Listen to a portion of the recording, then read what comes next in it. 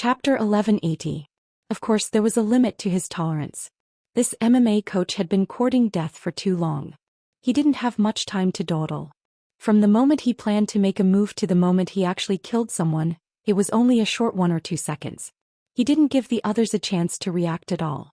The MMA coach didn't understand why Mr. Dang would suddenly kill him before he died. He clutched his neck in pain and retreated little by little. Blood gushed out of his neck like crazy. The defense provided by the improved combat suit that he was so proud of couldn't withstand Qin Guang's casual chop. It was so much so that he didn't even have the time to activate his awakened ability or use the gold sore medicine. His neck was completely broken. Qin Guang floated away and the ordinary players were silent. The MMA coach had led the group for a long time. Although he wasn't successful and didn't win the hearts of the people, there were still people who believed that he could lead them out of this world of killing. Until now there were still 5 people who followed him, including the card magician. Now that he was suddenly dead, these 5 people suddenly lost their backbone and felt as if they had been abandoned. But they were more resentful. They felt that Dang Wu had gone too far. He killed someone without saying a word and the person he killed was their leader. But in the end they didn't spit out a word.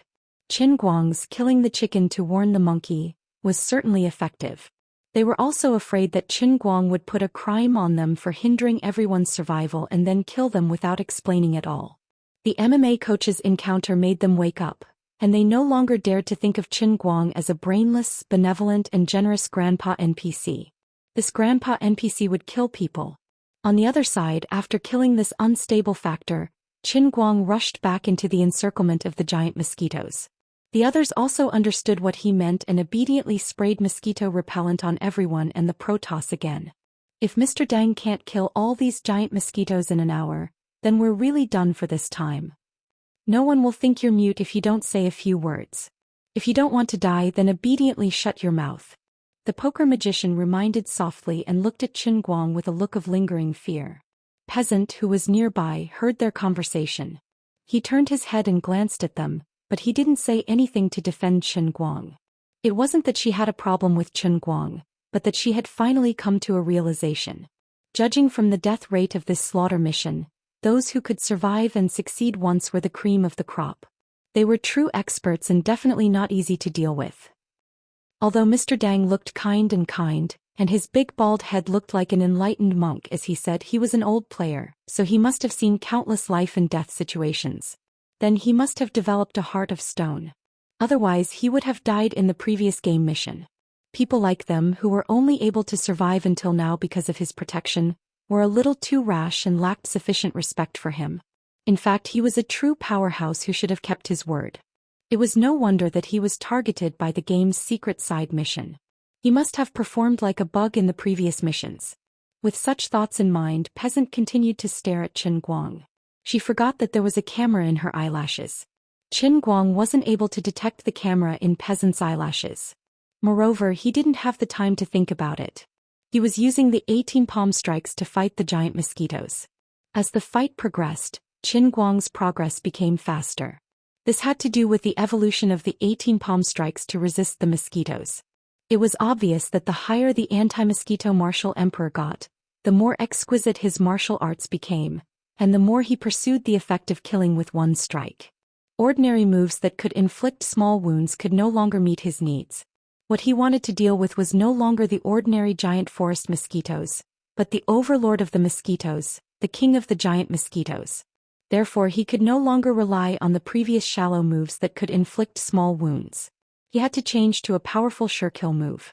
As a result, in the eyes of the crowd, his moves became more and more expansive, all of them orderly and forceful. The mutated giant mosquitoes were beaten into a mess. It looked as though there would be casualties in the next second. What made the spectators feel hopeless was that none of the mutated giant mosquitoes fell. The more ferocious Mr. Warlord was, the more tenacious the giant mosquitoes were. They didn't seem to be fatigued and couldn't be killed. However, only Qin Guang knew that the 18 mosquito subduing palms was truly worthy of being called the 18 mosquito subduing palm. The giant mosquitoes were difficult to deal with because they had absorbed the flesh and blood of their own kind. They had also absorbed the power of the virtual gods. They had evolved to the limit of insects. It was like the difference between Qin Guang and humans. Insects had unparalleled recovery abilities, let alone the overlord of the giant mosquitoes. After being bombarded by Qin Guang's 18 palm strikes to the giant mosquitoes like a human target, the giant mosquitoes were constantly affected by the mosquito killer fluid. It was like a human practicing in a turbulent stream of water. They were constantly hindered.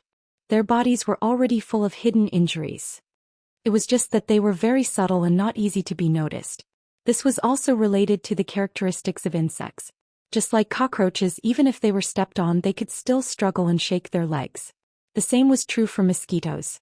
Minor internal injuries could not make them appear as if their muscles and bones were injured. But Qin Guang knew that this was a milestone. Before this, these giant mosquitoes seemed to be impervious to fire and water. No matter how serious their injuries were, they could still recover. It was just like his earth sauce exploder ability, which gave him an immortal body. Now it seemed that the old man was a little more shameless. This meant that repent against mosquitoes could indeed take their lives. After confirming this, Qin Guang's spirit was lifted. He went all out to devote himself to the great cause of the 18 palm strikes. Time passed little by little. Everyone felt that a day was like a year. They pinched their fingers and counted how long they could live. In the beginning, everyone was still counting down in minutes, but later on no one knew who started it, but they actually started counting down from 600 seconds. It was a feeling of despair, as if a day was passing like a year. It seems like we're doomed. I'm very sensitive to time, and the error won't exceed 5 seconds. We only have 60 seconds left, my friends. The genius high school student who had been quiet all this while finally took the initiative to speak. Being Mr. Sai, what can we do? We can't do anything other than rely on him. Peasant turned his head and explained to Qin Guang, don't say that. Being Mr. is working hard, but some things, we can only do our best and leave it to fate? Yes, we can't help it all. Forget it, let's not dwell on this matter. We're just lying around, what right do we have to question being Mr.? If we die, so be it. Who knows if it's a good thing or a bad thing to be reset? Just like in real life, don't we often wonder if we go to a better world after death? The hale and hearty old man was very open-minded. If the mixed martial arts coach was still alive, he would definitely ridicule the old man, saying that he was already so old anyway, so it didn't matter if he died. But at this time no one dared to disagree with him. At this moment, Peasant trembled and said, everyone stop talking. Look at Mr. Dang. At this moment, Qin Guang, who was still besieged by countless giant mosquitoes, suddenly changed his aura.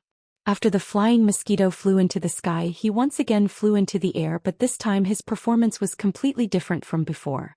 When the flying mosquitoes were in the sky, he used all kinds of methods to neutralize and attack them.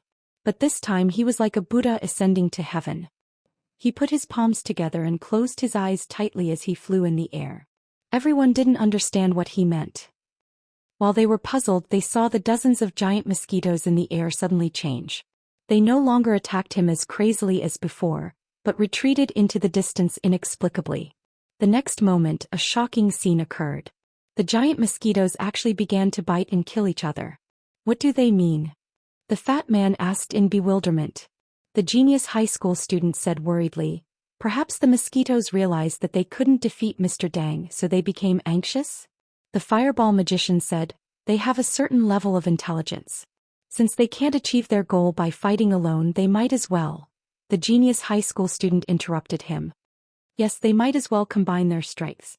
Just like the 6 gods in the cartoon, they might as well form the strongest form. I don't know if we should rejoice or despair. Anyway, we will be able to see the next form of the giant golden mosquitoes. This is what Mr. Dang has been worried about. The giant mosquitoes didn't fight for long. After about 10 seconds, the mutated giant mosquitoes that hadn't lost a single one were reduced by half. But Qin Guang didn't move, and the giant mosquitoes continued to devour and merge. After another 10 seconds, the giant mosquitoes were reduced to tens of giant mosquitoes. This time they were all golden giant mosquitoes. Obviously, the price of their evolution was quite heavy. So far, none of them had completed the complete transformation.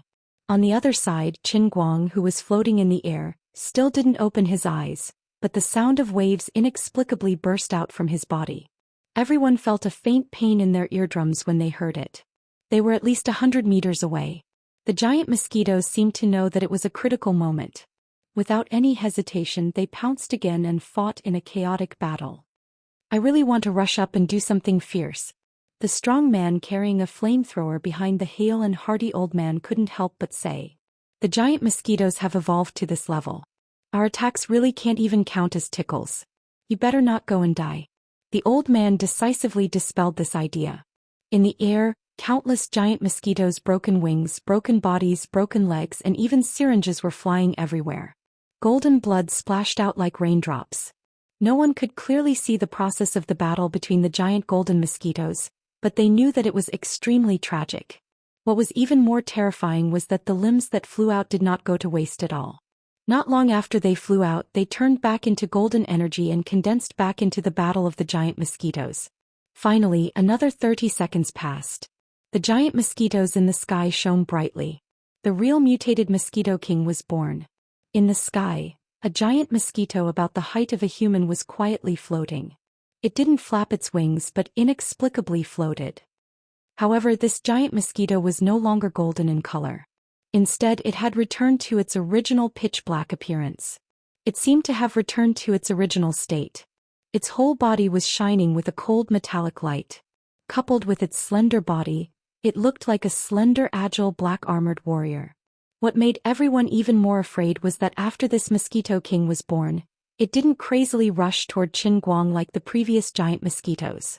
Instead, it turned around and looked at the Protoss behind them. The Mosquito King's fist-sized eyes revealed an emotion that everyone could understand. It was called greed. This Mosquito King had the wisdom of a human.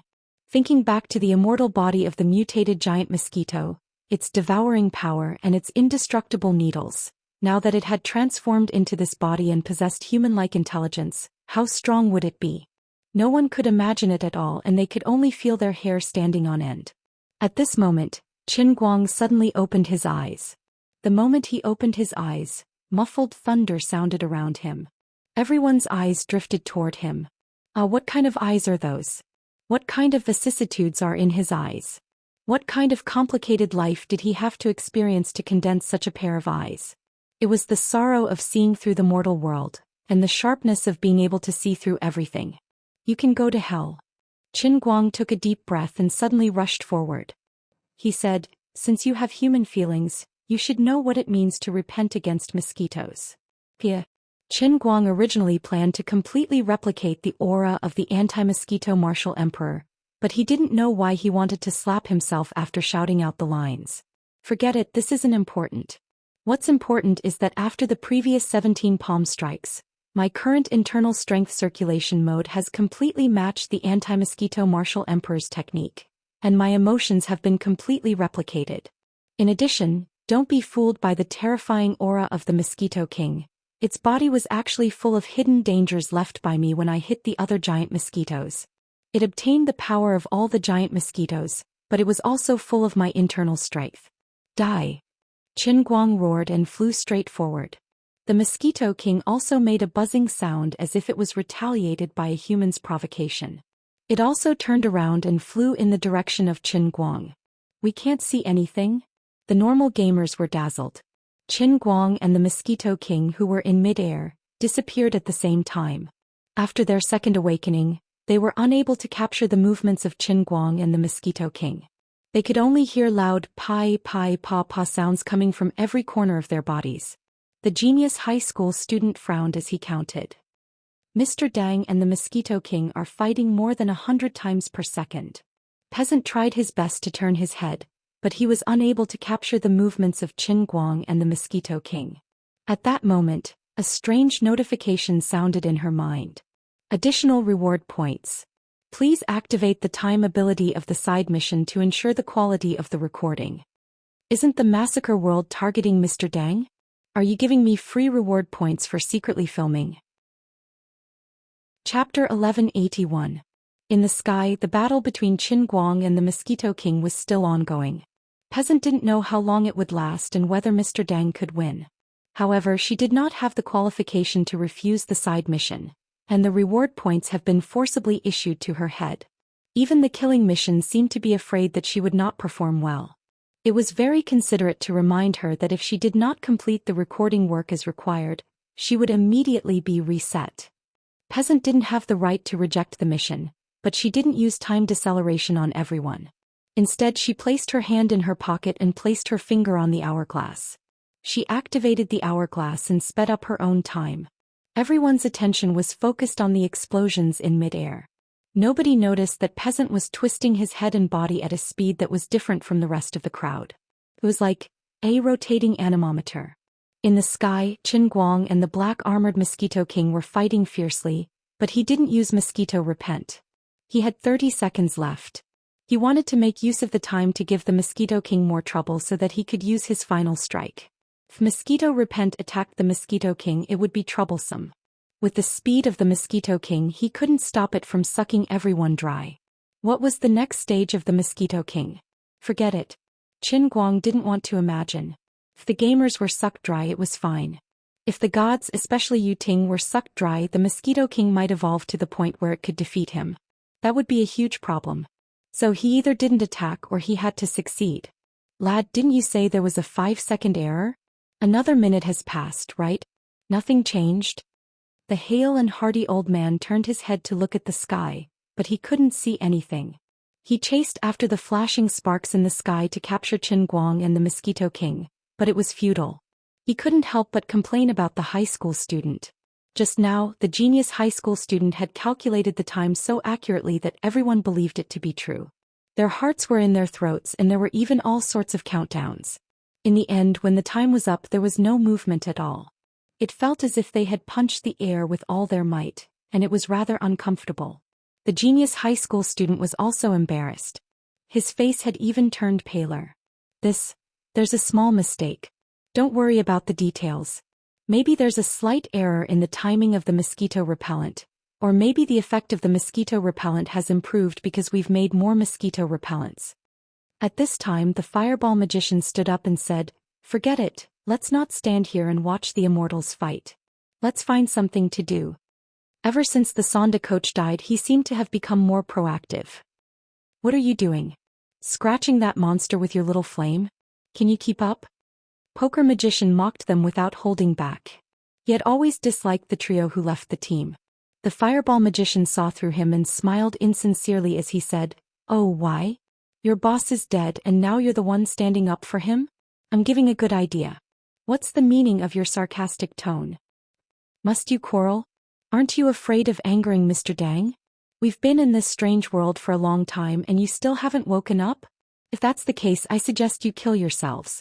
That way I won't waste Mr. Dang's energy to take care of you. Or kill you." To everyone's surprise, it was the delicate female elf archer who stood out to calm the situation. With a few words, she silenced the quarreling duo. The Fireball Magician glanced at the magician and said, let's stand by the side of the gods. If the time really comes and Mr. can't kill this black mosquito, we'll block it for as long as we can. It'll be good to buy some time." "It's not necessary. We'll know soon." Peasant used a strange tone and enunciated each word slowly. The onlookers didn't understand, but Peasant wouldn't explain further. She didn't turn her head frantically. Instead, she stared intently at a 30-degree angle in front of her. Everyone followed her gaze and looked forward, but strangely they couldn't see anything. If they didn't know that Peasant was close to Mr. Dang, they would have mocked her. Peasant didn't stop her time acceleration. She couldn't help but speak, so she thought of an unorthodox method. When she spoke, she dragged her voice 10 times longer. That way, the onlookers wouldn't notice that her time flow was different. They only felt that her tone was strange. Peasant's time flow was different from the onlookers, but Qin Guang and the Mosquito King's time flow was normal. She looked at the outside world as though she was pressing a button that was 10 times slower. She was able to see the movements of Qin Guang and the Mosquito King. Both of them were moving horizontally. They were in the area where Peasant was facing. Peasant didn't need to turn her head. She only needed to move her eyeballs. In Peasant's eyes, Mr. Dang and the black-armored Mosquito King seemed to be fighting without any strategy, but in fact, it was a frenzied fight. At the beginning, Mr. Dang was at a disadvantage. Although he seemed to be stronger, the Mosquito King was not weak either. What was even more ridiculous was that it had a lot of legs, a total of 6. The needle in the Mosquito King's mouth wasn't just for show. The Mosquito King shook its head like a skilled swordsman. It was difficult to deal with. Fortunately, Mr. Dang's moves were exquisite. Otherwise, he would have fallen into the Mosquito King's trap. To Peasant, Mr. Dang was having a hard time. Although he could sneakily punch or kick the Mosquito King from time to time, this guy's black armor provided him with extremely strong defense. The Mosquito King had a shocking recovery speed. Mr. Dang had broken its legs and needle more than once, but the Mosquito King was able to regrow them instantly. Mr. Dang wasn't a normal warrior. He was injured many times by the Mosquito King, but his recovery speed was faster than the Mosquito King's. No, he didn't need to recover. Even when he was pierced by the needle, he didn't retreat. Instead, he took a step forward and punched the Mosquito King. At the same time, he allowed the needle to penetrate his body and use his muscles to break the needle. Peasant didn't understand his intention, but when Qin Guang repeated the action for the third time, she understood. The Mosquito King's needle contained a powerful paralyzing venom. The Mosquito King's venom must be extraordinary. If he allowed the needle to poke into his body, Mr. Dang would not be able to resist the venom of the Mosquito King. His body seemed to be more injured, but in fact he was completely free from the venom. His situation was more advantageous. He was indeed Mr. Dang. If she were the Mosquito King, she would have exploded in anger. It was a pity that there weren't 3 connections beside the needle. She couldn't help but shout at the others because she discovered that Qin Guang, who was Mr. Dang, had changed his tactics. He no longer wrestled with the Mosquito King like before. Instead, he drifted in the air at an extremely fast speed. The Mosquito King desperately chased after him, but Mr. Dang was as slippery as a loach. Every time he got close, he would quickly escape. His body was surrounded by a powerful force that pushed her and the Mosquito King apart. Before she shouted, which was 1 second ago, Qin Guang stopped fleeing. He flipped over and charged at the Mosquito King. The distance between the Mosquito King and the Mosquito King shortened. In the blink of an eye, they were tens of meters apart. The others were puzzled when they heard the muffled sound of thunder in the distant void. The sky, which was originally empty, suddenly shone brightly, as if a ray of multicolored light had lit up in that place. Everyone fixed their eyes on it, only to see layers of clouds behind the multicolored light. The color of the clouds was strange. It wasn't the usual blue sky and white clouds. Instead, it was pitch black. However, it looked brighter under the bright sunlight. The crowd finally saw Mr. Dang and the Mosquito King clearly. The Mosquito King and Mr. Dang were standing proudly in the air, facing each other. Mr. Dang extended his hand forward and came out from the Mosquito King's heart. The Mosquito King's 6 sharp legs stabbed into various parts of Mr. Dang's body. Time seemed to have stopped. It went from extreme motion to extreme stillness. Many people couldn't adapt to it. Did they perish together? Such a terrifying thought appeared in many people's minds.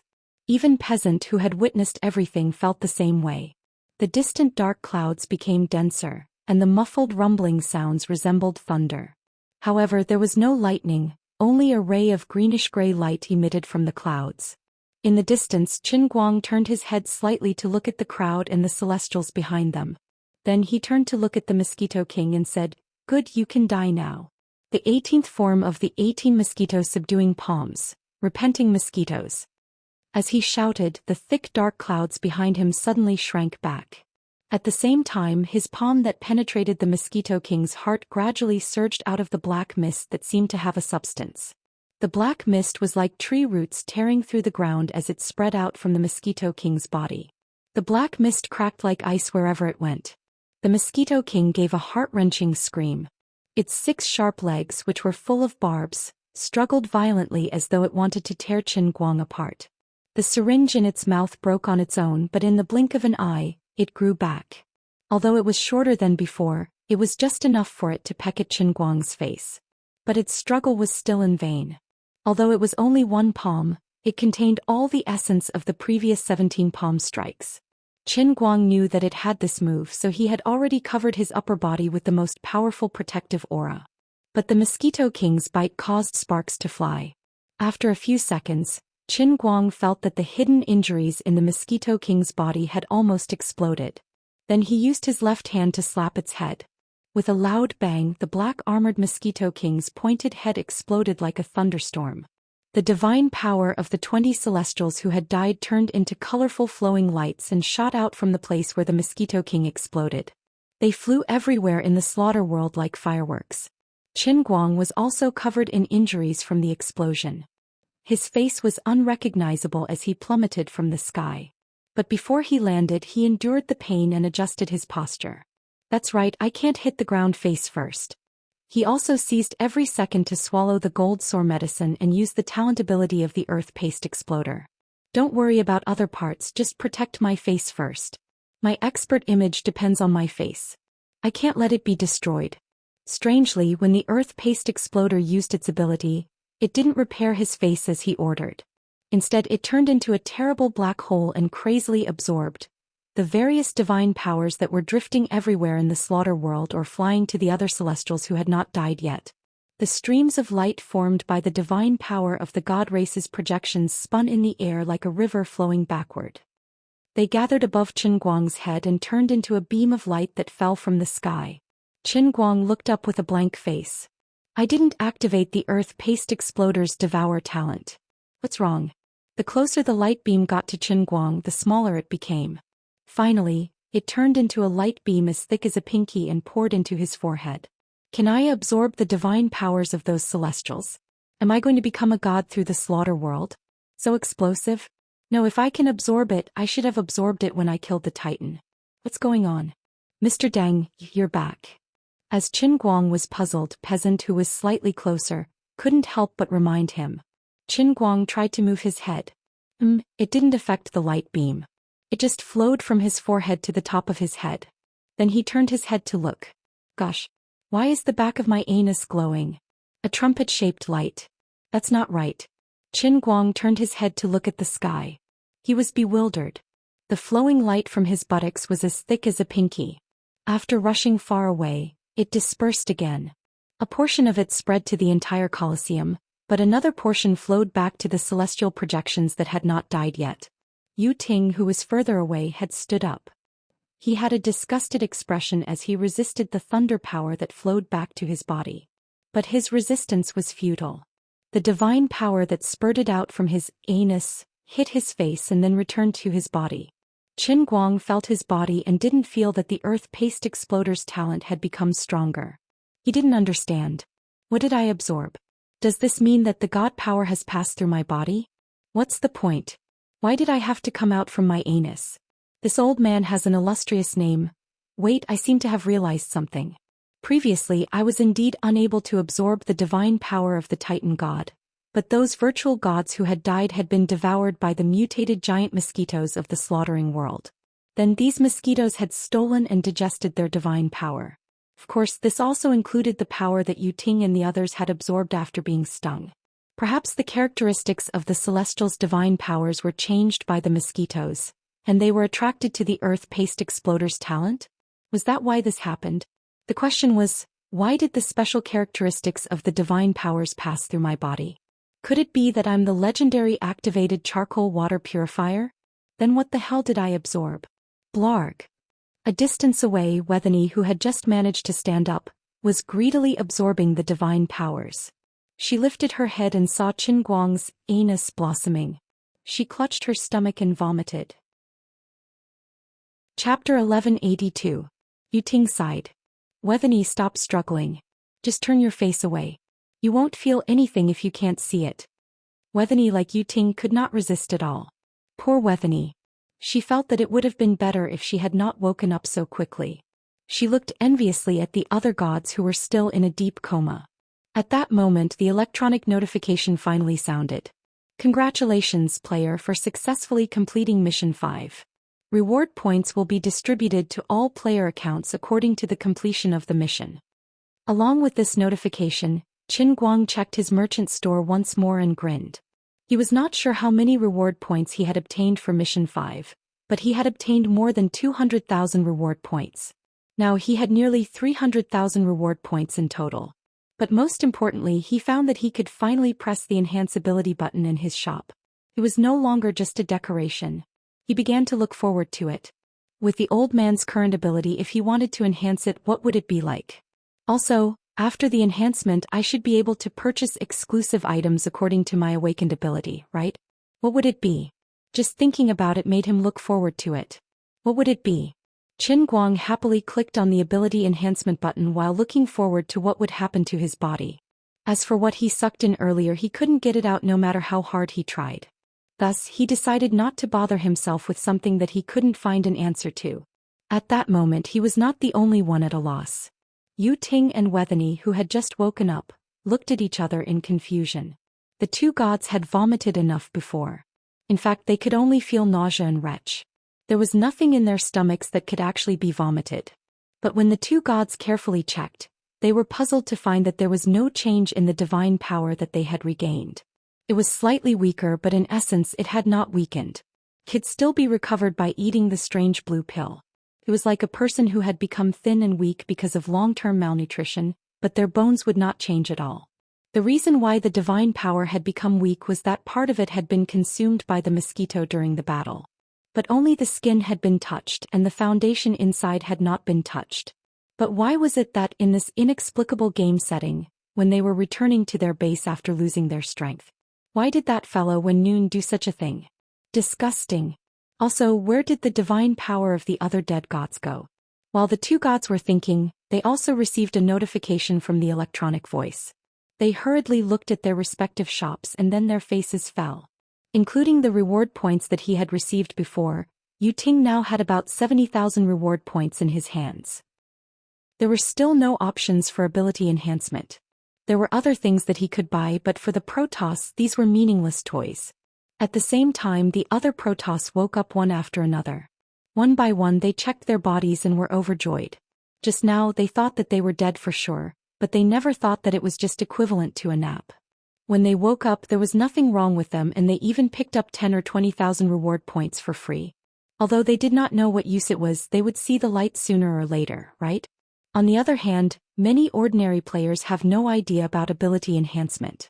The first awakening requires 20 reward points, the second awakening requires a full 2,000 points, and they want the third awakening? The experienced gamers could guess with their toes that it would require 200,000 reward points. The difference was too great and they could not even count on it. But as they get more and more reward points, especially when the individual stock exceeds 50,000, some mechanism seems to be triggered in the shop, and the options that can be purchased suddenly increase and become strange, overwhelming. Everyone was dazzled by the dense list, which looked like a shopping list in an online shopping mall. Peasant and the genius high school student were talking to different gamers at different places. They were reminding the gamers not to blindly buy items based on their own abilities. They were trying to achieve the highest combat power at the lowest cost. In the fifth wave of the giant mosquito beast battle, the ordinary gamers were only a bystander at the beginning, and they were useless in the later stages. Though Mr. Dang was able to deal with the black scale mosquito king, he did not have the time to take care of the others.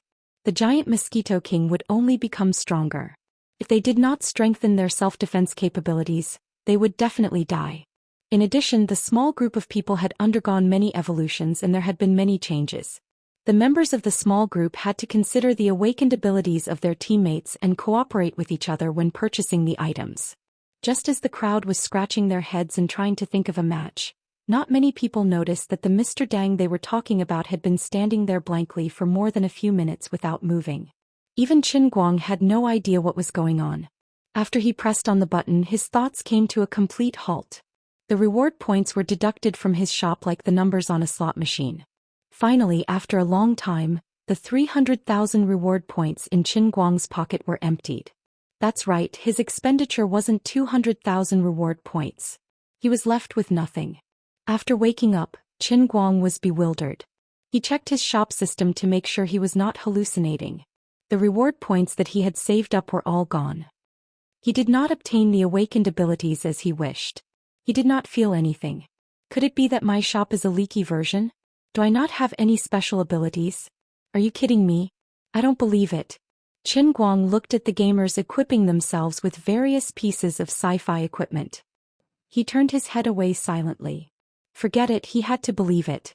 Up until now, there were only the most basic items in his shop. He didn't get anything, but look at what others had.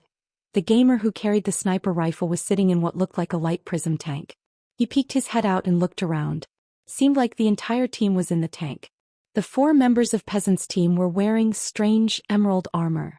The armor was made of green vines and looked beautiful. It was obviously an elven product. Another girl used her awakened ability, which was to summon a pokeball. At this moment, the girls were surrounding the Kelda duck that she had summoned, teasing it non-stop. On the other side, the warrior, magician and beast tamer were domineering. The gamer who carried the Xianxia's fortress was equipped with armor. The genius high school student and the fat household appliance gamer. Alright, you guys can do it. The fat household appliance guy could only summon household appliances, but he had a special item in his shop. It turned out to be an exoskeleton armor that he wore on his body. This item was so considerate that it even took into account his big belly. I'm envious of you. Qin Guang stared blankly. Fortunately, there were other gamers who were as pitiful as him. That's right, they were the Celestials who had not made any moves. The first 2 awakenings had nothing to do with the Celestials. Perhaps when they exceeded 200,000 reward points, they would be able to use them. Thank you, Noon. Suddenly, Yu Ting walked over with a strange expression on his face. Didn't you want to self-destruct and kill me? I should have spoiled your plans. Why are you thanking me? Qin Guang crossed his arms and ignored Yu Ting. Yes, but no matter what, you saved my life and the lives of the other Celestials. Qin Guang still had a poker face. But I'm not happy. If I had my way, I'd be more than happy to watch you die. Yu Ting didn't say anything more. He turned and walked away. Lord Yu Ting, why did you thank him? Wethany muttered. Yu Ting used a special channel that only the Celestials could hear. To lower his guard. When he's not paying attention, we can attack. Qin Guang looked at the guy's back and couldn't help but mock him. Did you really think I couldn't hear you? Do you think I'm an idiot? Lord Yu Ting, that Noon stared at us as if he wanted to eat us. Oh, eat the gods. It's okay. He was touched by my kindness. All players' attention. The 6th mission is about to begin. All players' attention. Suddenly, an electronic notification sounded in everyone's mind. This time, whether it was the celestial race or the human race, everyone's expression became extremely serious. The 5th mission, the mosquitoes, was a pleasant surprise. Nobody dared to belittle this massacre mission. 6th mission hint. Jump rope 100 times. The electronic notification sounded again. The gamers looked at each other. What the heck was that? Jump rope? 100 times. As they were puzzled, a new purchasable item appeared in everyone's system shop with a ding sound. Worn-out jump rope. Will be destroyed after 100 uses. Gosh, it's for real. Mr. Dang, what's going on? The gamers who were prepared for battle were at a loss. Peasant couldn't help but run to Qin Guang's side to ask. The gamers exchanged for the jump rope, but none of them dared to jump. They were worried that something was amiss. Qin Guang said righteously, "Forget it, I'll give it a try." He wanted to exchange for the jump rope, but he discovered that his pocket was empty. He said without batting an eyelid, "Peasant, help me exchange for a jump rope." Peasant didn't know what was going on, but she wouldn't ask about the reward points. 1, 2, 3, 4, 5, 6, 7. A minute later, as he counted to 100, the skipping rope broke into pieces without any warning. Mr. Dang, how's it going? Qin Guang didn't want to tell the gamers. You might not believe me, but I've completed mission 6. Ah, it's true. How many reward points are there?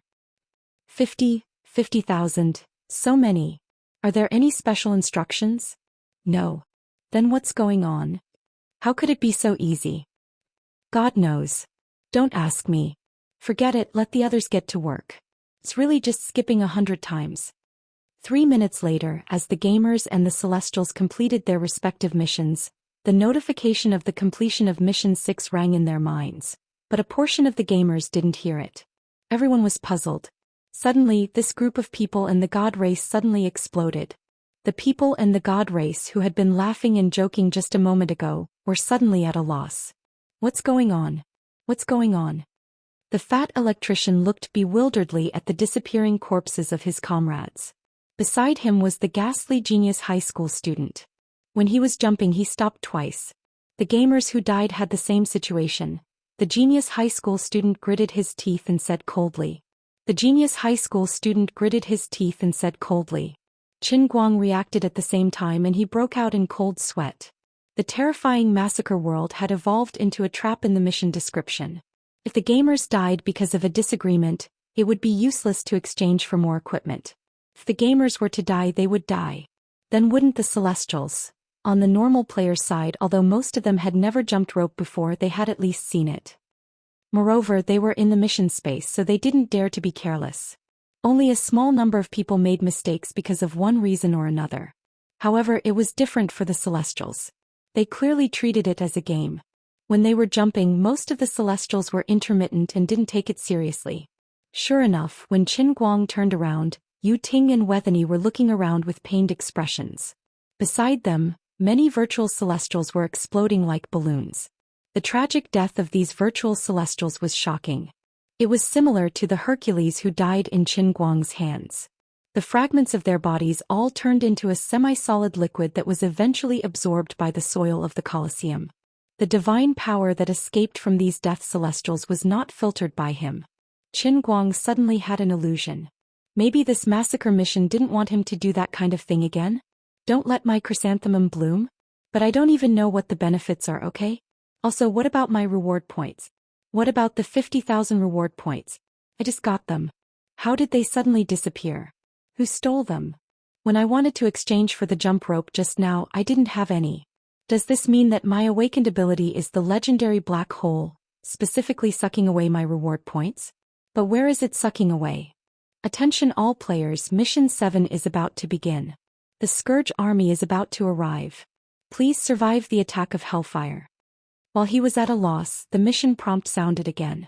It seemed that after the giant mosquito formation of Mission 5, the pace of the entire massacre world had suddenly increased. Before the sound of the notification faded away, before everyone and the Protoss could recover from the tragic deaths of their companions, a loud rumbling sound came from the sky. Everyone looked up into the sky. In the sky outside the walls of the Colosseum, giant orange-red meteorites were swooping down. Hellfire. It's time to show my real skills. The beast tamer with the long whip calmed himself down and laughed. He looked at his two companions beside him. Appear. My Misha. The Misha Great Bear that attacks cities. Specialized in dismantling hellfire. Chapter 1183. Following the beast tamer's roar, a tunnel with a diameter of more than 6 meters appeared beside him, and a dull roar came from the tunnel. In the next moment, a huge bear jumped out of the tunnel. It was the legendary Misha bear. Misha roared at the sky as it landed. Its roar was deafening, suppressing the sound of the meteorites in the sky and the cheers of the NPC audience in the Colosseum. But the proud look on the beast tamer's face froze after 5 seconds because he realized that although his Misha bear was huge, its shape was not quite right. Qin Guang turned his head and could not bear to look anymore. It was too tragic. How can I tell you that this slaughtering world is usually created based on the old man's memory? You, the beast tamer, summoned Misha War Bear, so your class must be Druid. Then your Misha War Bear must be based on the standards of War 3. Whether it was its size, attack type, or appearance, it should be in line with the settings in War 3. Therefore, the 3D model of the legendary War 3 engine appeared in front of everyone. This Misha looked miserable. Its appearance and sound effects were not in the same dimension at all. Its limbs and shoulders looked like pointy polygons.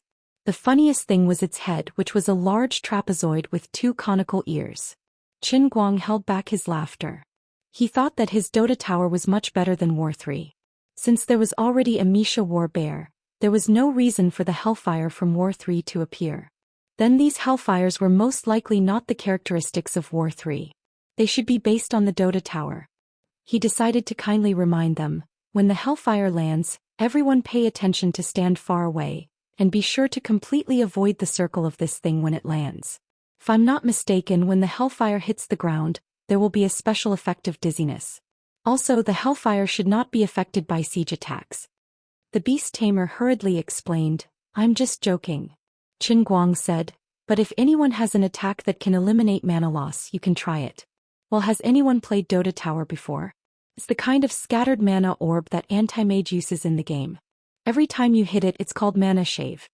The female elven archer raised her hand. Me. I have devil-piercing arrows. Qin Guang snapped his fingers twice. Awesome. The hale and hardy old man's team was in an awkward position. What the hell was this mana reduction?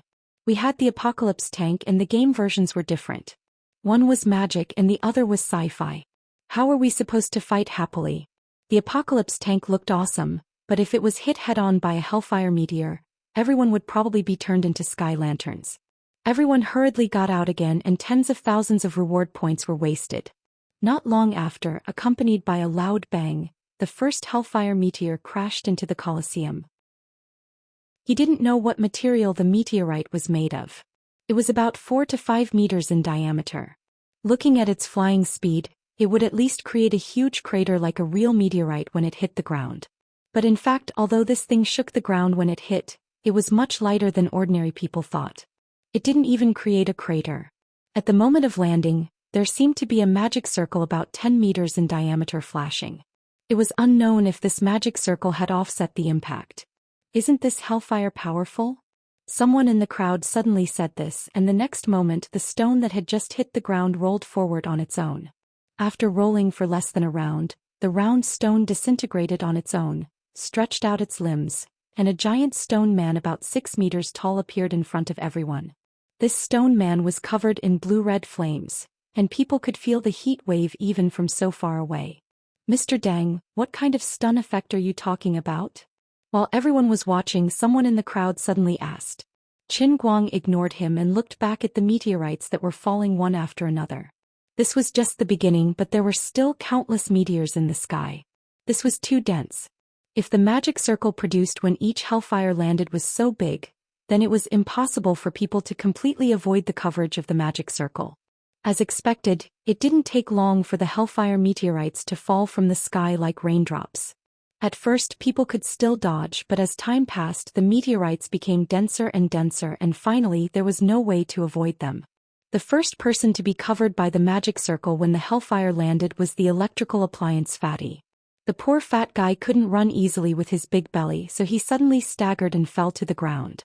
When he wanted to get up, it was already too late. His whole body was covered by the magic circle and he screamed in pain inside the magic circle. As the magic array took shape, his screams came to an abrupt end. After another second, in a short interval, he crawled up and shouted, "There really is a stun effect. I can't move at all." Before he finished speaking, another meteorite fell not far from him, and the magic circle that appeared on the ground covered him again. This time the control time of the hellfire meteorite was just perfect. "I'm going to die. I'm going to die. Save me. Save me." After another second, the electrical appliance fatty screamed in despair, but this was his last call for help. Ever since then, every time a meteorite fell, another one would immediately follow, leaving no space for him at all. The legendary seamless skill? Die from dizziness. However, no one had the time to care about him at this moment. Ordinary players were succumbing one after another, and everyone couldn't even take care of themselves. Only Qin Guang had it a little easier. He relied on his fast movement technique and reaction speed to wander around. However, he didn't dare to step into the range of the magic array. If he was careless and got stunned as well, he'd be finished. At this time, Qin Guang was looking at the Protoss with a gloomy face. Faced with this situation, what else could he say? The giant mosquito circle in Mission 5 was targeted at the Protoss. This was something that everyone realized after a while. But now, this Mission 7 was undoubtedly targeted at the ordinary players. But the bias of the massacre quest was too obvious. The place where the Protoss stayed was like a clear sky. Not a single meteorite approached that side. From the beginning, the meteorites had been on the side of the ordinary players. In addition, Yu Ting and the others were walking around casually. It was strange that no matter where they went, there would be no hellfire meteorites. This scene was very much like a miracle that people often saw. One end of the street was raining cats and dogs, while the other end was clear. Looking at the brazen hellfire meteorites in the sky, Qin Guang shrugged. Can you be any more obvious? On this end, more and more ordinary players were stunned by the hellfire meteorite magic circle. Everyone thought they were dead for sure. Finally, a meteor smashed towards Asenath, who was wearing heavy armor. However, he was in a stunned state and had no way to avoid it. He thought to himself, "I'm really dying unjustly." Looking at the big guy coming toward him, this guy's face was ashen. Finally, under the panicked and frightened gazes of the crowd, or under the interested gazes of the god race, the meteorite hit the brawny man's head head-on. Feeling the scorching heat wave on his face, he thought he was dead for sure. Everyone else thought he was dead for sure too. But after a short sound, the meteorite rolled half a circle forward and turned into a stone giant covered in flames. It turned around and waved its stone fist trying to hit him. If he guessed correctly, this was probably the special attack of Hellfire Fist of Flames. But it didn't manage to hit it, because the magic circle produced when the next Hellfire meteorite landed had stunned it as well. This stun effect didn't differentiate between friend and foe. The strong man who should have been smashed into a meat patty stood there blankly. Other than his face looking a little flushed from overheating, he was actually unharmed. This scene left everyone at a loss. Only Qin Guang knew that he hadn't guessed wrong. It was indeed the ultimate move of the warlock in the sword tower, summoning Hellfire. The skill description of Hellfire was like this. When it smashed down, enemies within the magic circle would be stunned for a second, ignoring magic immunity. But no damage would be done. Even if the body was completely smashed, there wouldn't be any HP loss.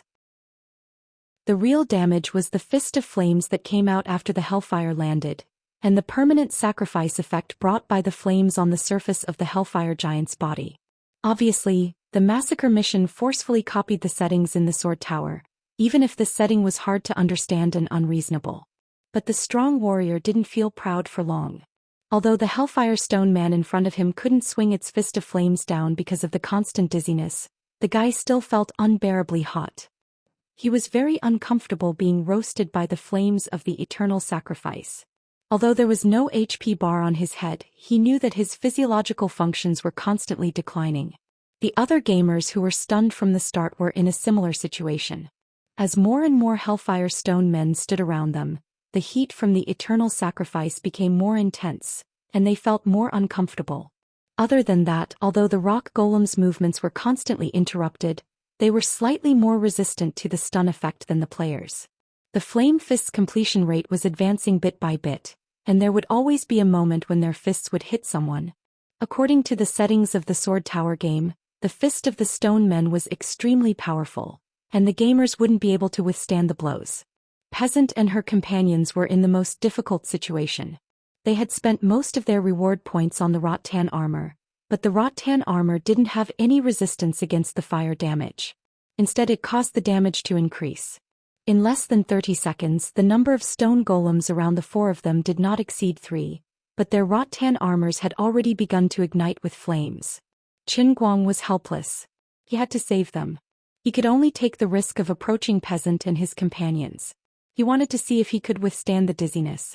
As he approached, he tried to put half of his foot into the mana formation of the Hellfire Stone. Then he was immobilized. It was indeed a dizziness that disregarded mana resistance. It was unreasonable. The meteorites that fell from the sky seemed to have spirituality. When Qin Guang was immobilized, the meteorites in the sky immediately changed direction and converged in Qin Guang's direction. Within a minute, Qin Guang's surroundings were filled with Hellfire Stone men. It was a pity that they were all stone men. Moreover, the temperature around Qin Guang was getting higher. The scorching flames struck his body, causing his stamina to deplete rapidly. What's worse is that at this time his reward points have been completely emptied to nothing. He can't refine a small pill, or even if he does, he can't put it into his mouth. Muffled groans were heard from afar. The female elf archer couldn't hold on any longer before Qin Guang. The beast tamer's polygonal Misha war bear raised its head angrily, but it was useless. It couldn't even swing its claws, let alone the fact that the special effect of its siege attack was useless. Everyone had yet to recover from the giant mosquito formation in Mission 5, and they had yet to recover from the extremely sinister Mission 6. In the blink of an eye, they had entered an even more dangerous situation. In a few more minutes, no matter how the Hellfire Stone Giant's movements were interrupted, it would still land its fiery fists on them. When that happened, everyone would be surrounded by stone golems. There wouldn't even be a place for them to stand. All the players, including Qin Guang, were thinking that Mission 5 was a test to see if the normal players could save the Protoss. Mission 7 was a test to see if the Protoss could save the normal humans. In the 5th mission, the normal players were a burden, but with the strength of Mr. Dang, it could be said that he had barely passed the mission. But now, could they count on the Protoss? Would they be grateful for Mr. Dang's help? At that moment, those who could still look in the direction of the Protoss couldn't help but look at them. Then they saw a scene that infuriated them. At this moment, Qin Guang's lungs were about to explode. Not long ago, Yu Ting had come to thank him. Perhaps because he wanted to ease the tension between them, he sat on the ground and looked at the players from time to time. Not only did they not want to help, but they also looked at the players with evil intentions. Yuting, you ungrateful Protoss scum. Qin Guang gritted his teeth. If he had known that this would happen, he would have turned around and killed the Mosquito King. While Qin Guang was cursing in his heart, the Pantheon suddenly moved and tried to find out where the normal players were. Then something unbelievable happened. The extremely biased Killing World had already locked the normal players in place, but as the Protoss moved closer, the Protoss let go of those who were already under its control. The Hellfire spell formation did not apply the stun effect, and the normal players and the Hellfire Stone Giants were freed. The players with fast reflexes or strong defense took the opportunity to escape. Some forcefully endured the Flaming Fist and turned to run. More than 20 Protoss followed these mortals, protecting them all the way out of the Hellfire Meteorite's range of control. Only a very small number of players died tragically under the Flaming Fists because of exhaustion, slow speed or low defense, or simply could not withstand the burning of the eternal sacrifice. But in short, most of the ordinary players were out of danger under the protection of the Protoss, who were almost one-on-one. Seeing this, Qin Guang felt a little relieved and gave Yuting a look of approval. Yuting met his gaze and smiled meaningfully. About 5 or 6 minutes later, Qin Guang could no longer see the outside world. He was surrounded by red Hellfire Stone Giants. Meteors continued to fall from the sky, filling up every inch of space around him. Qin Guang was confused. He looked up at the sky and realized that the Hellfire meteorites were flying in a straight line. Other than around him, the meteorites had completely avoided the other areas of the Colosseum. Qin Guang finally understood Yuting's plot. He was using the advantage of the hidden rules of the 7th mission to have the Protoss spread throughout the Colosseum. On one hand, it was to protect the other normal players and reduce casualties. After all, there were still 2 more missions. On the other hand, the more the Protoss spread out, the more Hellfire meteorites would fall on him. Qin Guang cursed in his heart. This ingrate wanted to control him seamlessly until he died? After a while, peasants' shout came from outside. "Mr. Dang, be careful. We are being controlled by the Protoss. They want to kill you." As expected. If it wasn't for the fact that he couldn't speak, Qin Guang really wanted to greet Yuting with vulgarities. "I'm your grandpa NPC, I'm your protector, and this is how you repay me?" The massacre world was really messing with him. They made it seem like he had to save Yuting and the other Protoss gods, yet they were so hostile towards him. How could they do this to him? Perhaps if he died, the Protoss would not be able to complete the massacre mission. However, they would only lose a projection while he would die. Hence, they were in an invincible position. What should he do now? Wait for death? Qin Guang tried to use the true martial divine skill, but it was to no avail. He tried to use the Earth Burner's innate ability, but it was to no avail. The stun effect that ignored mana immunity was just that powerful. Not long after, the first stone golem's fist landed on Qin Guang's face. However, due to the stun effect, the fiery fist was not heavy. Qin Guang was not sent flying, but half of his body was stuck to the fist. Fine, I might as well be sent flying, Qin Guang thought. What fiery fist? Isn't this a frying pan for pancakes? Did I take a punch, or am I being tortured by the enhanced version of eternal sacrifice? When will this matter come to an end? Qin Guang looked up at the sky. The dense string of Hellfire meteorites was endless. Only God knew how long it would take. "Dang Wu, I'm sorry." Yuting's voice finally came from outside. He did not sound proud but rather ashamed. Qin Guang felt that he was hypocritical and pretentious. As the protective aura decreased, half of his body became hotter and hotter. Am I really going to die here? Qin Guang didn't believe it. First of all, this was the world in cup. There was no reason he would be burned alive so easily. Secondly, even if he was burned to death, the world in cup could at least give him a chance to revive, right? Moreover, although the force stun could freeze the talent ability of the Earth Paste Exploder, it could not burn the talent ability away. Hellfire was an elemental creature composed of earth and fire elements. Although its level was not low, it was still far from the God Emperor level Earth Burner.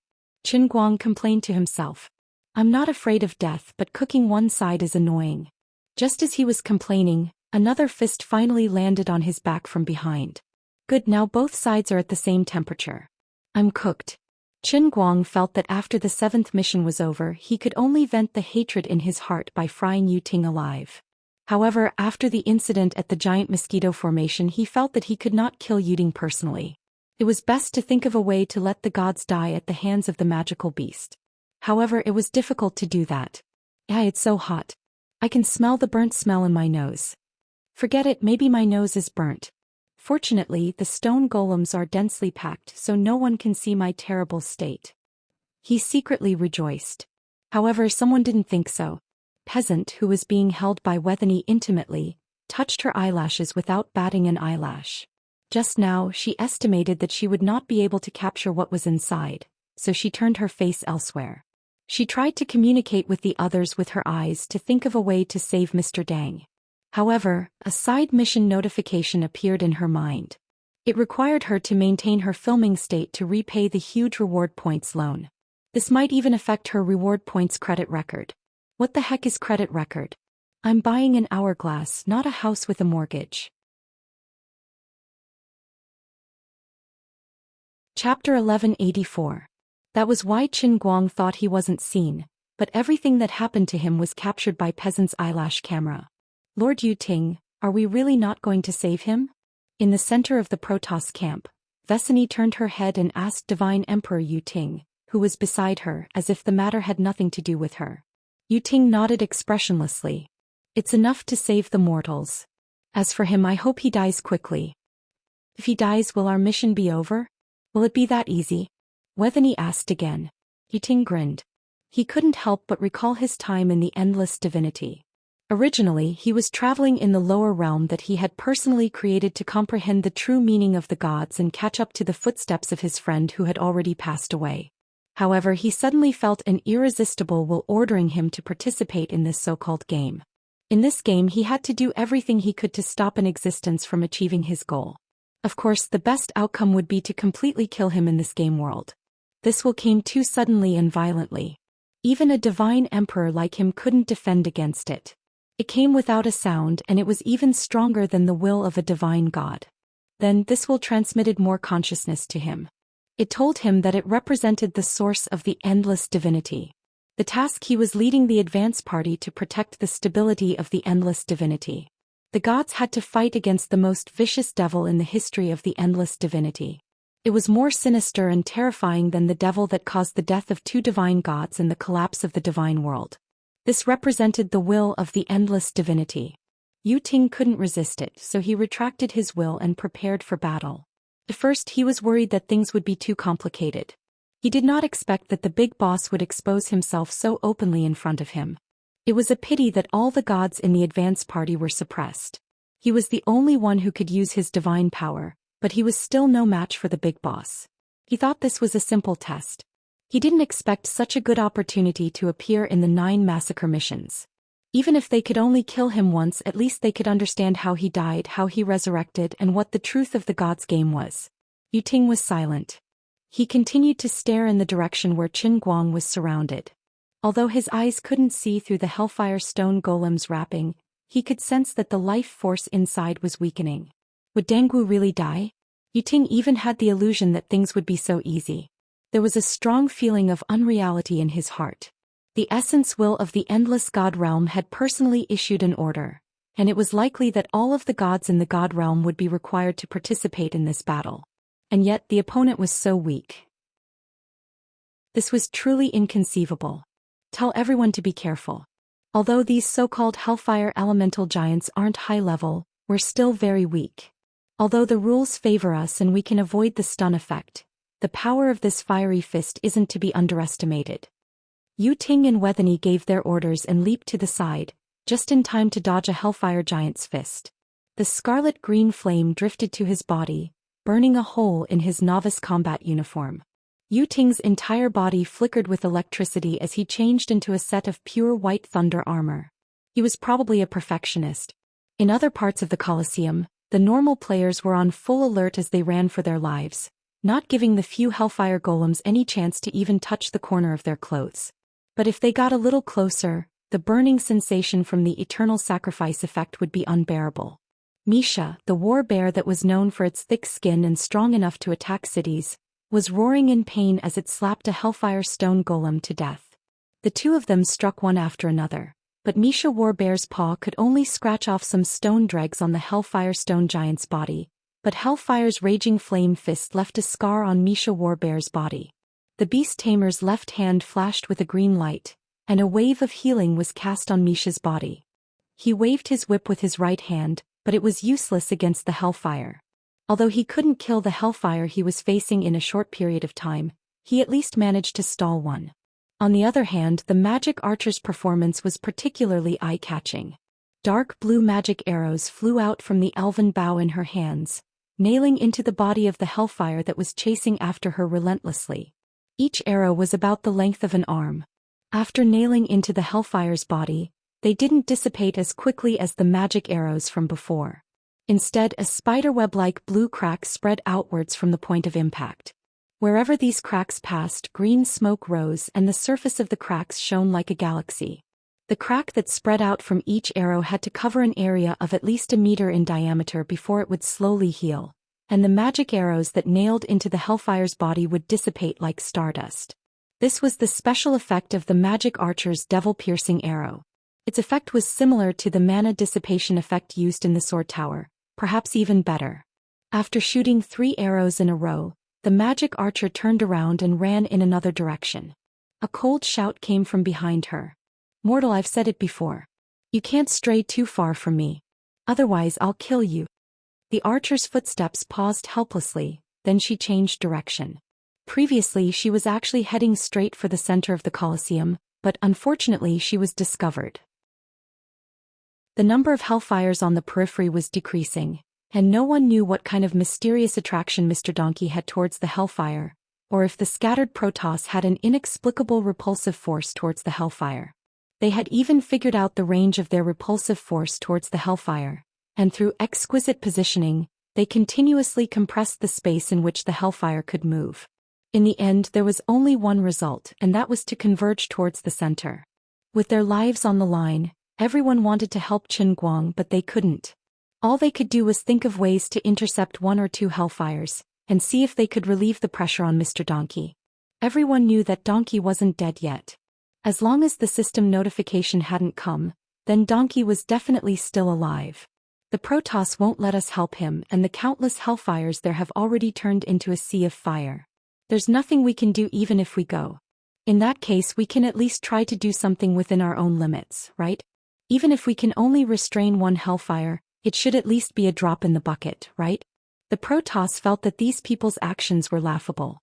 Right now, there were at least 1,000 hellfires in the Colosseum and most of them were surrounding Donkey. So what if you can restrain 20 or 30 of them? Can you change Donkey's situation? Your actions are meaningless. Lord Yuting, it looks like we can let these mortals go, right? They can't do anything to these hellfires at all, so we might as well let them die. A Protoss in the distance asked in a clear voice. He didn't understand why Yuting wanted to protect these mortals. Although they had heard that it was the leader of the mortals, Donkey, who had saved them during the previous mission to deal with the mosquitoes, not many Protoss were truly grateful. First of all, they weren't here with their real bodies but projections. Although death was a heavy loss, it wasn't unacceptable. Comparing the two, they felt that the dignity of the Protoss was more important. In addition, it was natural for mortals to sacrifice themselves for the Protoss, but there was no need for the Protoss to thank them. It was the same logic as how mortals would never say thank you to pigs, cows, sheep, chickens, ducks, or fish. I've said it before. My decision is final and no one is allowed to question it. Yuting only coldly replied him with one sentence. In the 5th mission, if we weren't mortals, our projections would have died a long time ago. It's the same now. Donkey might not die, and in the final 8 and 9 missions, we might not be able to escape unscathed. Just like this time's hellfire, the killing side of the mission is very obvious. The mosquitoes also caused us to lose half of our members, but the ordinary players are all safe and sound. This isn't a mission that can be dealt with purely based on strength. Perhaps we have to make use of all the conditions that we can in order to meet the requirements of the mission. Lord Yuting doesn't want the tragedy of the 5th mission to happen again. The gods, who were listening attentively, nodded. As Yuting's mouthpiece, Wethany explained things very clearly. Yuting finally added, "Perhaps this will be a long and drawn-out war. We should cherish our projection and keep it. Then, as the advance party, we'll be able to establish a foundation in this game. This is our mission. The will of the God realm has chosen us. If we fail completely, our true bodies might be abandoned by the will of the God realm. The gods were instantly speechless. Yu Ting had spoken the deepest worry in everyone's hearts. When they sensed this mission, none of the gods, including Yu Ting, had the right to reject it. Once the time was up, they were forcefully sent in. If it was just losing a projection, it would be acceptable. But if they were abandoned by the will of the God realm, what awaited their true bodies was unimaginable. You bastards! I don't care what reason you have. I'll definitely go and help you. Just then a roar came from not far from the center of the Colosseum. It was the muscular man with the shield, Azeroth, who had lost control. He ignored the threat of the god beside him, raised his giant shield and charged forward. As he charged, his giant shield flashed and a 2-meter-tall, green-faced, fanged orc head appeared. It was a pity that Qin Guang could not see it, or he would have given the orc head a fright. It was the head of the legendary orc warrior Hellscream Grom. The muscular man did not care about the god chasing after him, charging forward in a straight line. The head of Grom roared and crashed into the hellfire in front of him. Although it did not cause any actual damage to the hellfire, it easily knocked it away. Stop him. Take him under control. Stop playing around. Yu Ting furrowed his brows and urged. The black-haired god behind the muscular man suddenly sped up, pouncing behind the muscular man like a ghost. But the muscular man suddenly turned around, his lightsaber slashing horizontally as he shouted, "Eat my heroic strike. Heroic strike. You're making me laugh." The black-haired god, who was known for his speed, tilted his body slightly and aimed for the warrior's neck with his 5 fingers. Unexpectedly, the brawny man roared fiercely, "Bastard grandson gave birth to sons without assholes." The black-haired Protoss knew that he was cursing, but he didn't take it seriously. Just as he was about to grab him by the neck, he suddenly lost control of his arm. Even his mood was affected and all he wanted to do was punch him hard. With a loud bang, the black-haired god's fist landed on the muscular man's chest.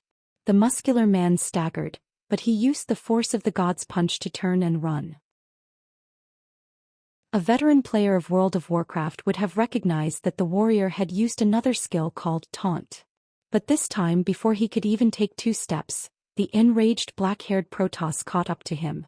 The black-haired Protoss slapped him hard on the back of the head, causing him to fall to the ground. Then the Protoss dragged him back before he could be hit by Hellfire's flame fist. He had no choice as his skills were all on cooldown. "Peasant, what should we do?" The magical archer lost count of the number of arrows she had shot. Finally, she destroyed the Hellfire in front of her. She was exhausted, and her body was unable to withstand the continuous shooting of devil-piercing arrows. She turned her head and asked Peasant, who was staring intently at the center of the Colosseum. Peasant's mind raced, but he couldn't do anything. I don't know." She had no good solution. Her time manipulation ability was useless in such a situation. Even if she could escape the control of the gods temporarily, it was meaningless. She couldn't rush in and help. At this moment, Qin Guang knew that he couldn't rely on anyone else. Furthermore, he was a little hungry right now. Unknowingly, he was cooked. But he wasn't dead yet. When the damage was accumulated to a certain extent, the Earth Miner's regeneration endowment was fully activated. He was able to withstand the burning of the flaming fist and eternal sacrifice when he became a pancake. It was just that this feeling was too unbearable. It would be better to just die. Just as he was at his wit's end, he felt his body lighten. He lifted his head and saw that there was no longer a meteor shower in the sky. All the hellfire had descended. This was bad news as it meant that all of the opponents had arrived. But it was also good news as it meant that the stun effect was over. Just as he was showing off, he suddenly felt that this piece of cooked meat was being squeezed in from all directions. He was no longer in the stun effect, and so were the hellfire around him. There were at least 5 hellfires that had been pressing their fists against his body. Now that the dizziness effect had been completely lifted, the 5 hellfires that were charging at the very front erupted with their terrifying strength. There was a crisp sizzling sound. The pitiful Qin Guang was being squeezed into minced meat. The Earth Miner's elemental core was exposed. The strongest hellfire fists were at the front, and their stone fists were the first to strike the Earth Miner's elemental core. Chapter 1185. Yu Ting, who had been looking inside with anticipation, suddenly changed his expression, revealing a look of incomparable astonishment. His face was full of disbelief. "Lord Yu Ting, what's wrong?" Vesani asked doubtfully from a short distance away. Yu Ting shook his head. "It's strange, very strange." "Strange?" Vesani didn't understand what Yu Ting meant. Yu Ting pressed his right hand down. "You'll know the answer soon enough." As soon as Yu Ting finished speaking, the Colosseum shook violently. A formless shockwave surged out from within, sweeping through the minds of all the Protoss present. The mortals didn't know what was happening, but the Protoss felt it very clearly. Vesani was the first to cry out. "An elemental creature? How can there be such a powerful elemental creature? This doesn't make sense. I've been to the Nilgard Highlands, the home of the wind elemental creatures. I've also been to the Fitten Abyss, the home of the fire elemental creatures. I've also been to the Aesleys Swamp, the holy land of the earth elemental creatures, but I've never seen such pure elemental power. This is a god emperor elemental creature." A god race member who wasn't very tall couldn't help but shout out. The other gods looked at him, knowing that he wasn't joking. Perhaps this god wasn't as strong as Yu Ting, but he was a famous wandering god in the endless realm of the gods. He never stayed in one place, always wandering. His dream was to travel to every corner of the endless realm of the gods. Of course, according to his own words, this was a dream that could not be fulfilled.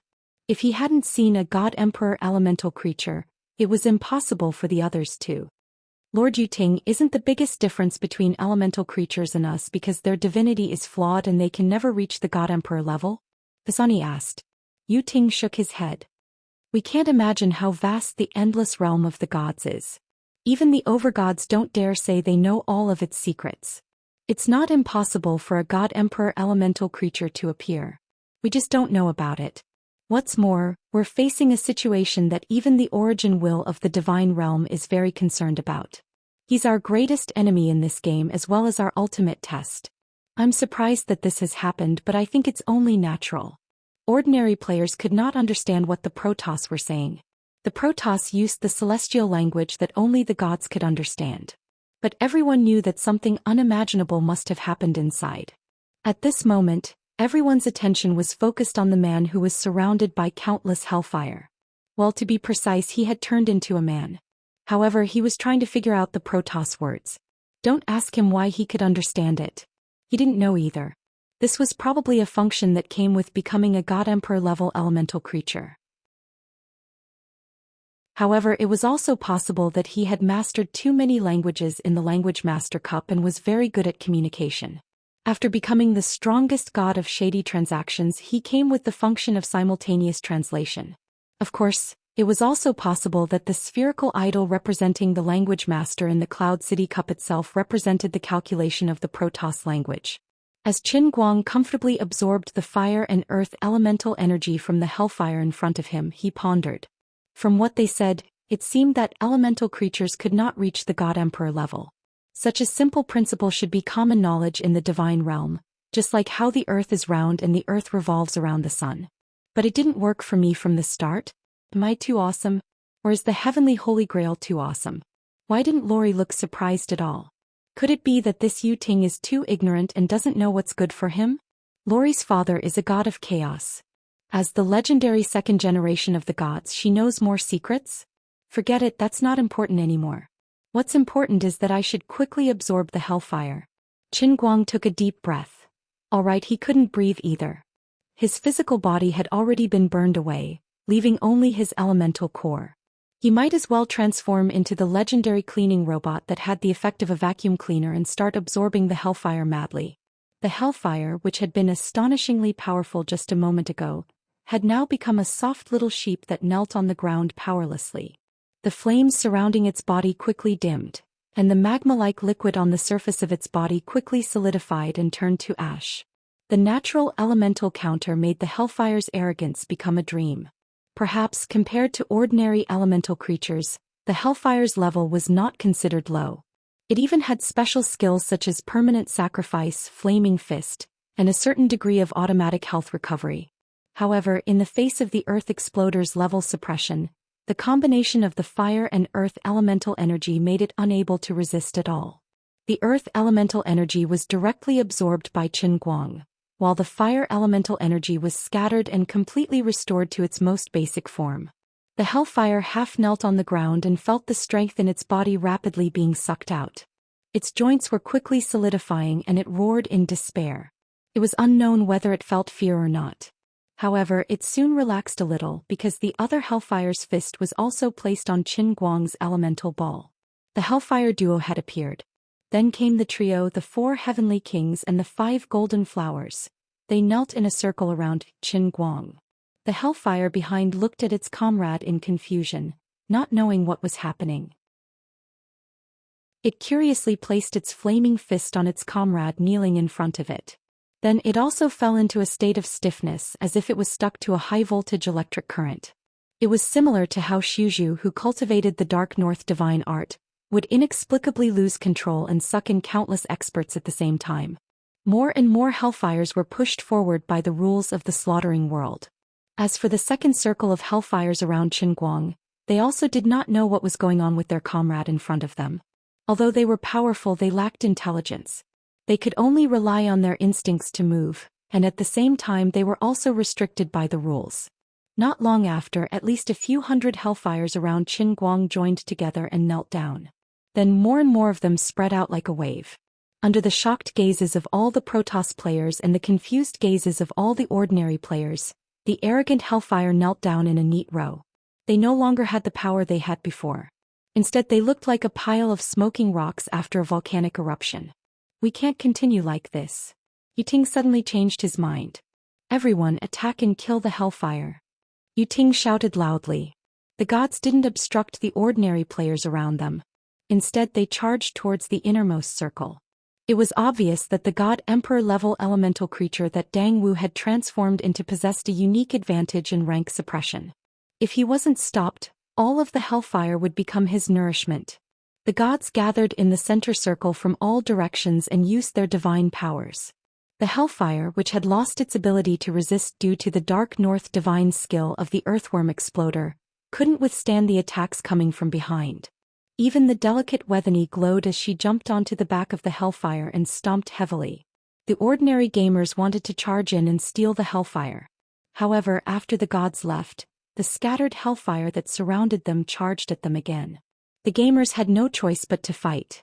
At the same time, they looked at the center circle, envious of the gods who were killing the hellfire like they were chopping vegetables. Peasant dodged nimbly while being chased by a hellfire. Her gaze never left the center circle. She felt that the hellfire in front of her was moving very slowly, as though it was restricted by the rules. It looked like it was immersed in a swamp. How was Mr. Dangwu doing? As a cameraman, it felt terrible not being able to see his own footage. On the other hand, Qin Guang, who was in the hellfire, was happily enjoying his meal and thinking about how many benefits he could obtain with his innate ability. However, he saw that the Protoss had actually come to steal the kill.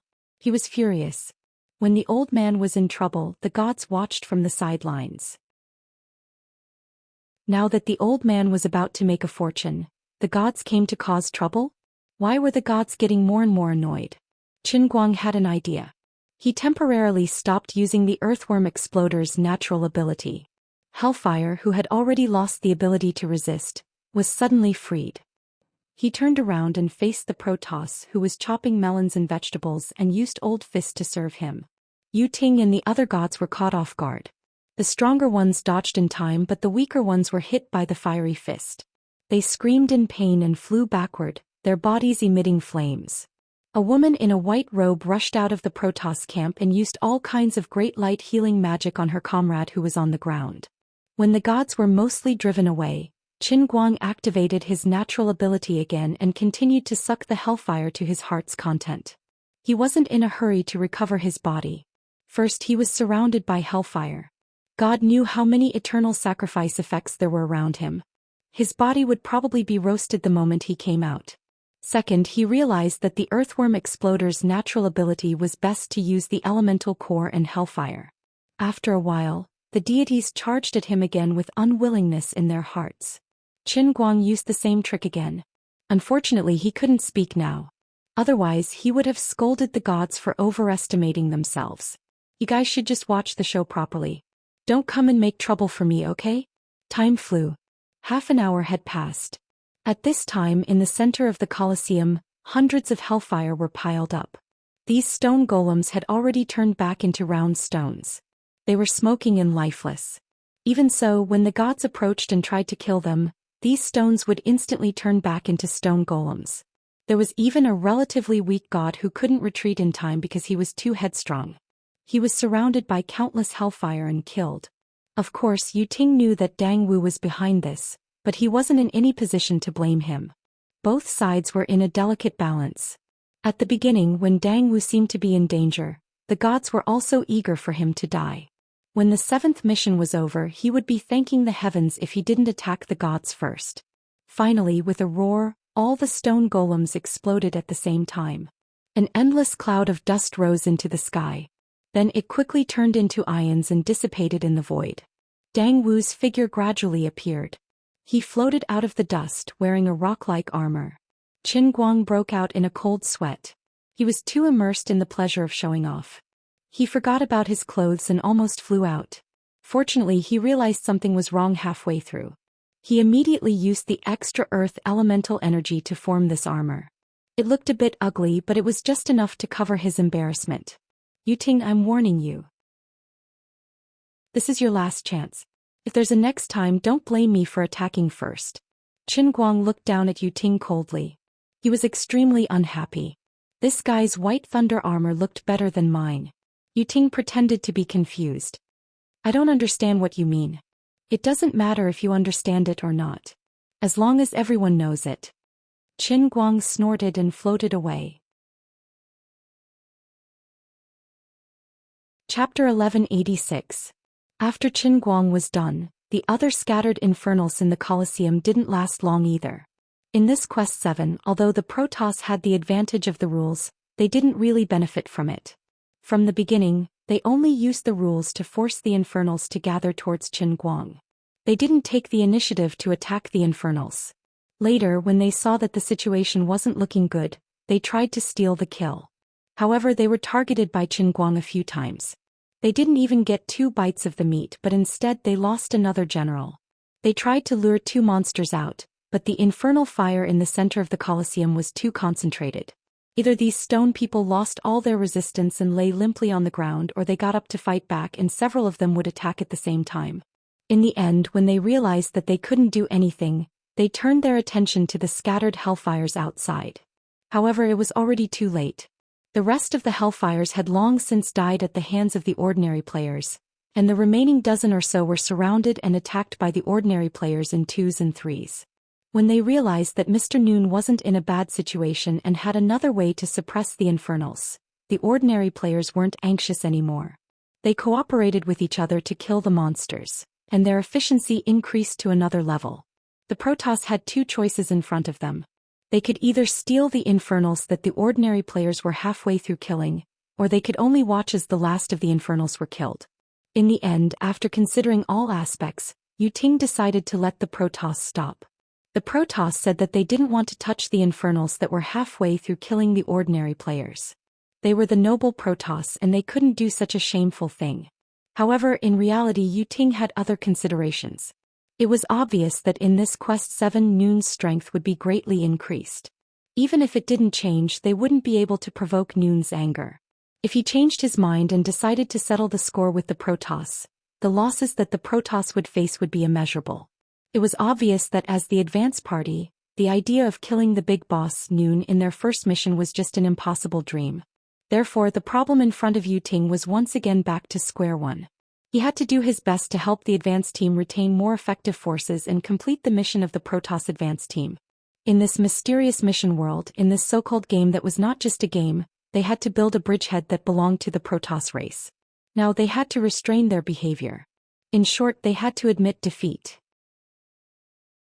As a result, in Mission 7, which clearly had the upper hand in terms of rules, the Protoss had practically come up empty-handed. Although the normal players were struggling to survive, they were more proactive and managed to steal quite a few Hellfire kills. However, Yu Ting's concession was indeed forgiven by Qin Guang. Otherwise, Qin Guang wouldn't have just left a few harsh words. Peasants stomped heavily on the neck of the dark Hades golem, who had been tortured to the point where he didn't emit any heat. The huge stone golem exploded. Congratulations to the gamers for completing Mission 7. The reward points will be automatically distributed according to the gamer's mission contribution. With the sound of the notification, the sound of winning a prize from the slot machine was heard in the reward point shop of the gamers. The gamers counted their reward points in the reward point shop and were shocked. The reward points of the Hades golem were more generous than they had imagined.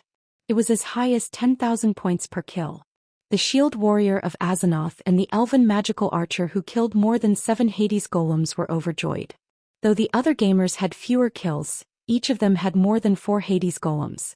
However, when they accidentally looked at the man who had changed into a suit of yellow armor, they felt as though the men were speechless and the women were crying. Everyone had worked hard to obtain these few kills. They didn't know what Mr. Adam had done. He had nearly 1,000 Hades golems' heads in his hands. He was going to be rich.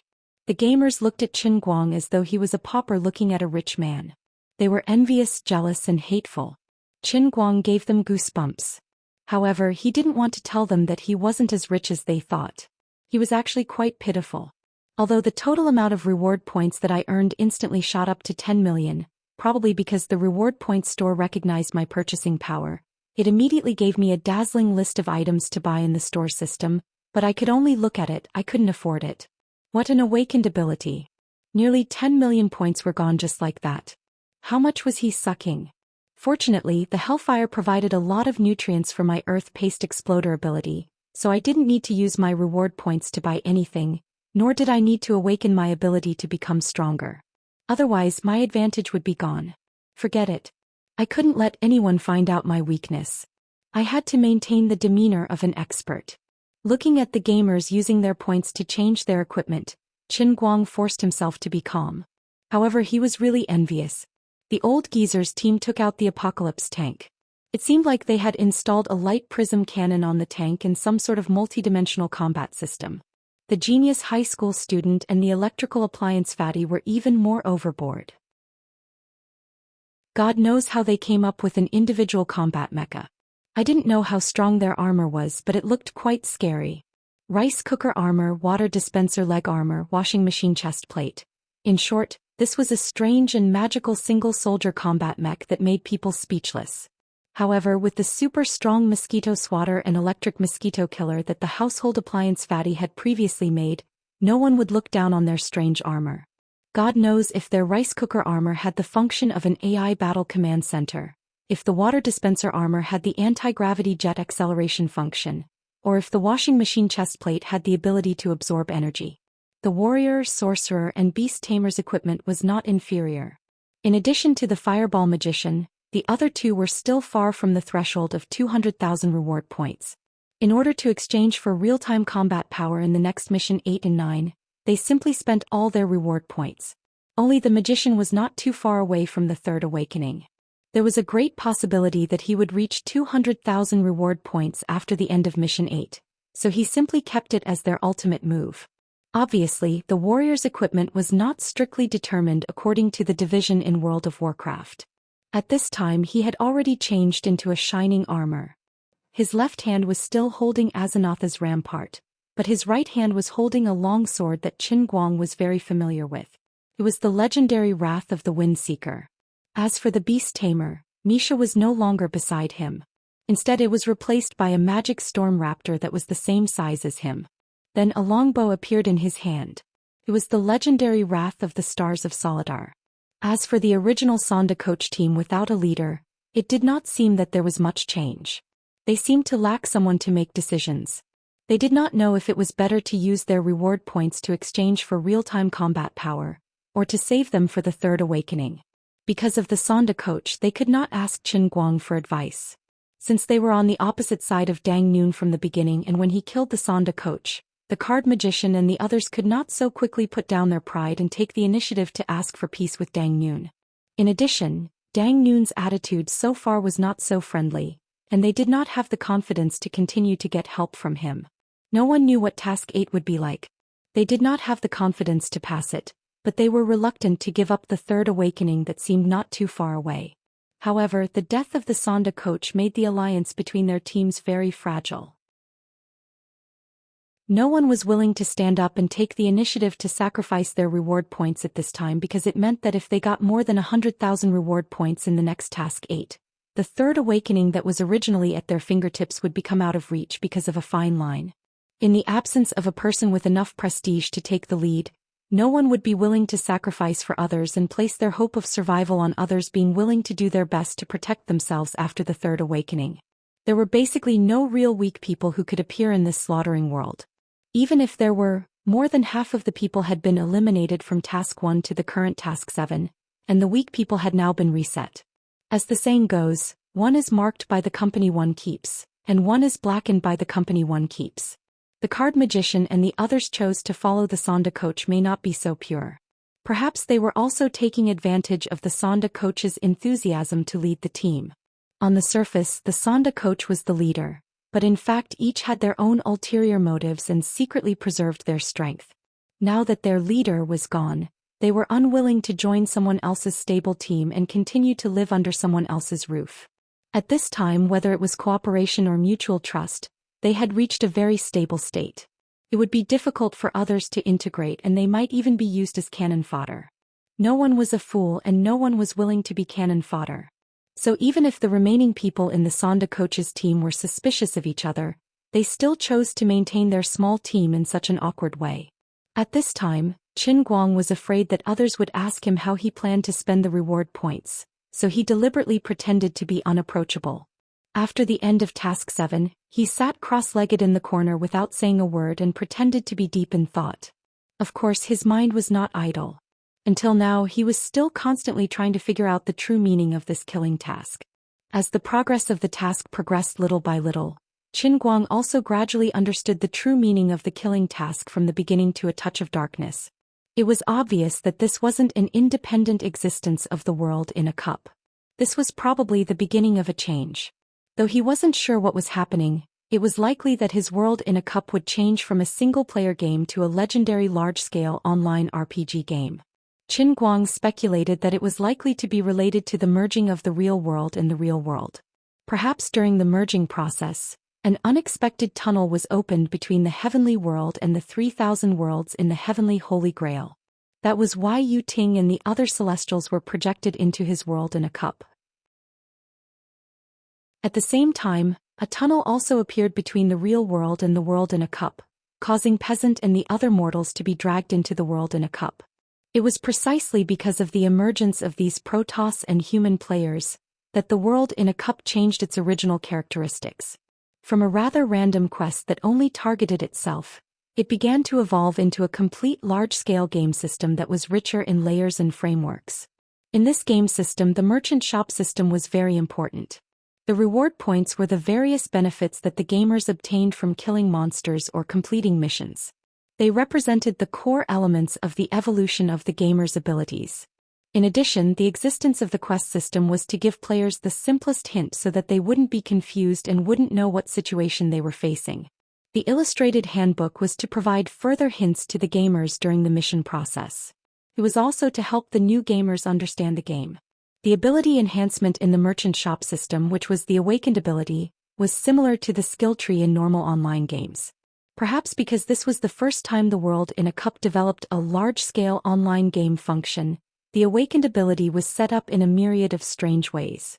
It was very discordant and unsystematic. It wasn't like the traditional online games where the professions such as warrior, mage, priest, sacred knight, bandit, and warlock had a clear division of labor. Perhaps it was based on the characteristics of the gamers in the real world, and the awakened ability was specifically developed and enhanced. The randomly set ability enhancement made it difficult to quantify the skill tree of the gamers. For example, Peasant's Hourglass of Time was like a BUG, but it wasn't very effective in actual combat. The electrical appliance Fat Man's strange ability to summon electrical appliances was very practical, and he had the upper hand in the early stages. The gamers who could tank the sniper rifle were even more ridiculous. It was unreasonable to summon the Apocalypse tank, but it was useless against the Hellfire tank. Such a game developer would definitely be ridiculed to death by players in real life if it was a game developer like this. As for the skill tree of the celestial gamers, Qin Guang wasn't able to find any clues. Perhaps it had something to do with the abilities of the celestials in the boundless realm. For example, Yu Ting must be thinking of a way to develop his power of thunder. Due to the high starting point of the Protoss race, it was much more difficult for them to awaken their abilities than ordinary players. However, once they accumulated enough reward points and pressed the button to strengthen their abilities, the effect would be terrifying.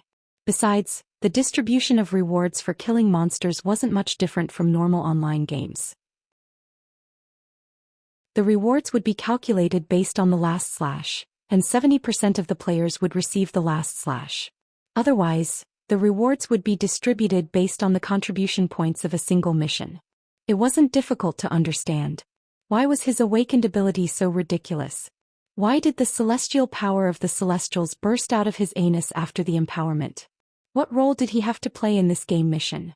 Also, why did the Celestials say that this game was related to the survival of the entire heavenly world? Why were they so hostile toward him from the start? What was his main plot mission? Was his true faction the Celestials or the human faction? If he led the human faction to obtain more contribution points, would it mean the victory of the human faction? What benefits would there be? If the Celestials obtained more contribution points, what benefits would it bring to the Celestials? What harm would it bring to himself? Until now, Qin Guang was clueless about these questions. He was only sure that he couldn't lose. He had to think of a way to survive.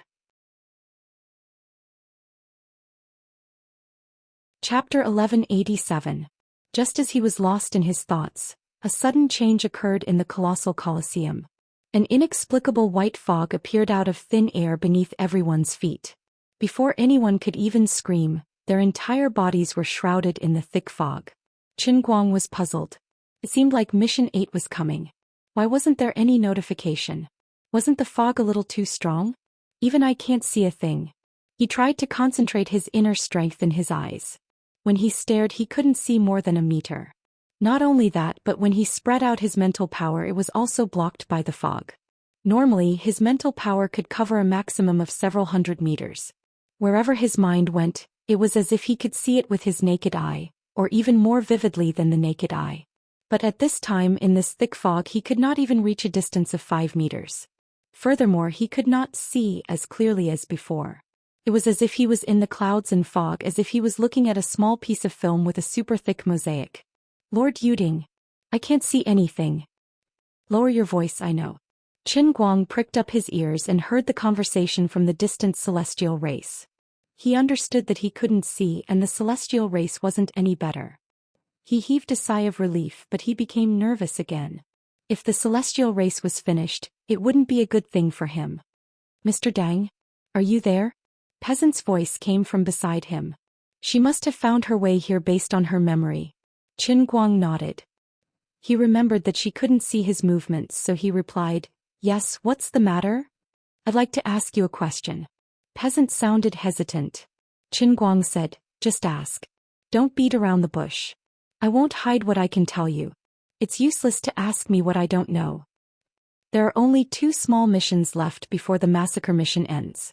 I'd like to know if gamers like us can return to the outside world after the missions end. Will we come back in the future? Like you, a veteran gamer?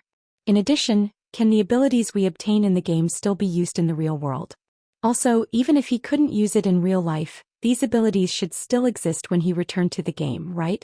Just like you, Mr. Adam? Peasant took 2 steps towards Qin Guang.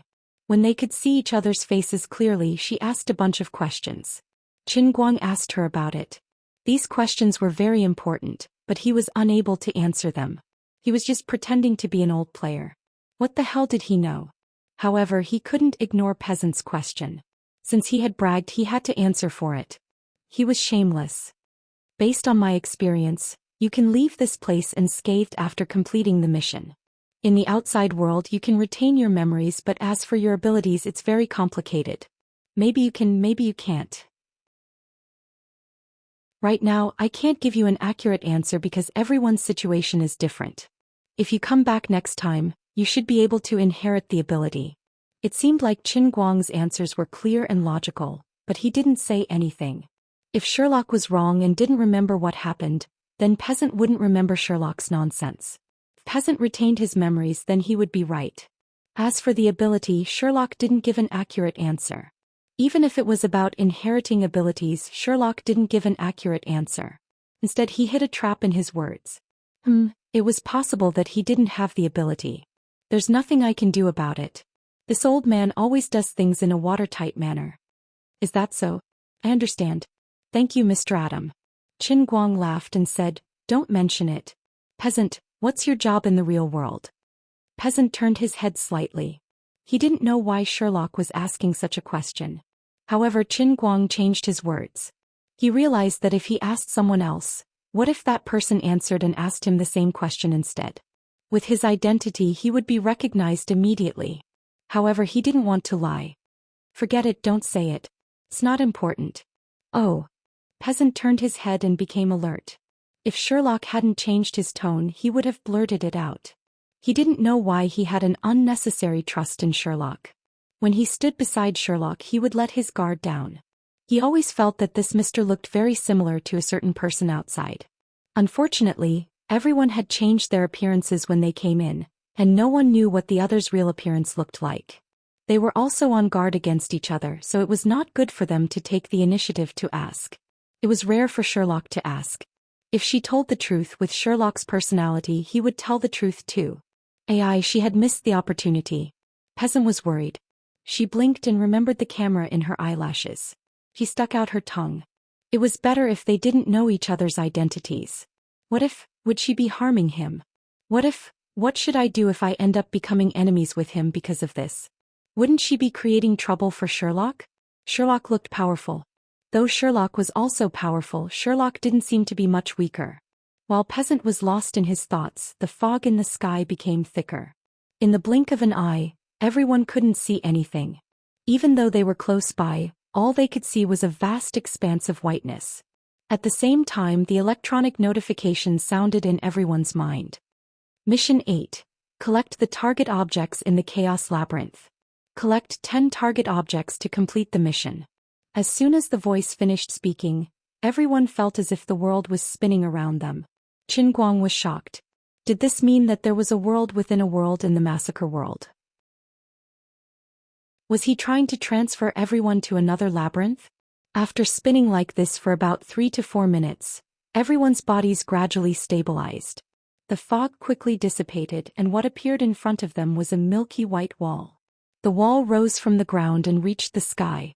Looking up from below, it was at least tens of meters high. Everyone was teleported. Qin Guang was standing in the middle of a long and narrow tunnel. Peasant, who was supposed to be by his side, was nowhere to be found. The passageway was about 8 meters wide. Looking ahead, it took a turn after about 50 meters. Qin Guang stomped his feet, and the stomping sounds traveled far in the spacious tunnel before reverberating back. It felt as though there was no sound at all. He walked to the bottom of the wall and touched it. The wall felt cold, but it was very smooth. It felt like plaster.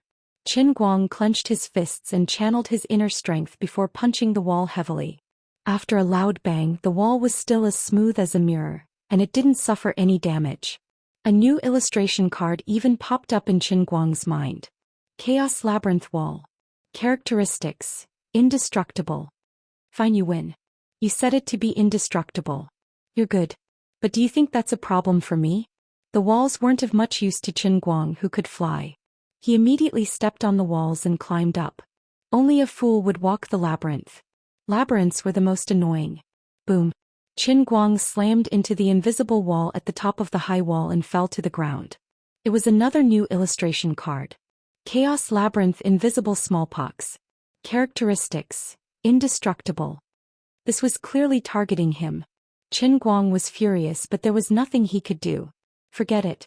Although he hated maze-like games since he was young, he had no choice but to accept his fate since the game had been forcefully set in this way. Calming himself down, Qin Guang raised his leg and walked forward. But before he could take 2 steps, he suddenly heard a cracking sound beneath his feet, as if he had triggered a mechanism. The wall beside him rumbled and a crack appeared on the wall. Qin Guang was alarmed. He turned and got into a fighting stance. The crack extended to the other side of the labyrinth wall, where a bewildered peasant stood. Mr. Dang. Why are you here? Peasant was overjoyed and he ran through the crack towards Qin Guang. As he ran he said, "Pi labyrinth is too much. The front, back, left and right are all blocked.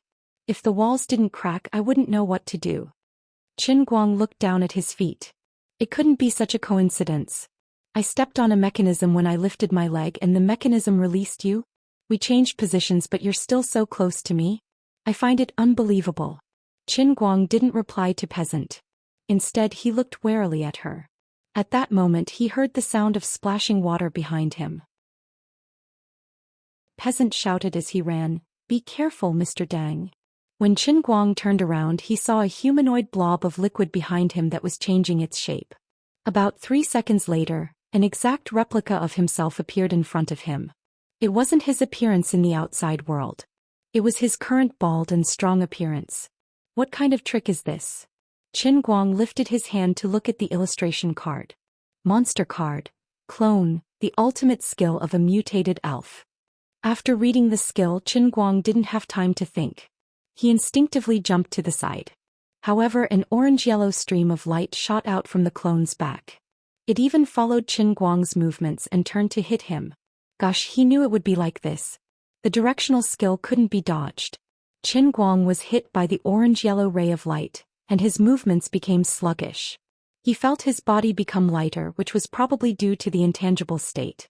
It was the special effect of the Phantom Blade, the must-have equipment for the mutated elf. There had to be a follow-up.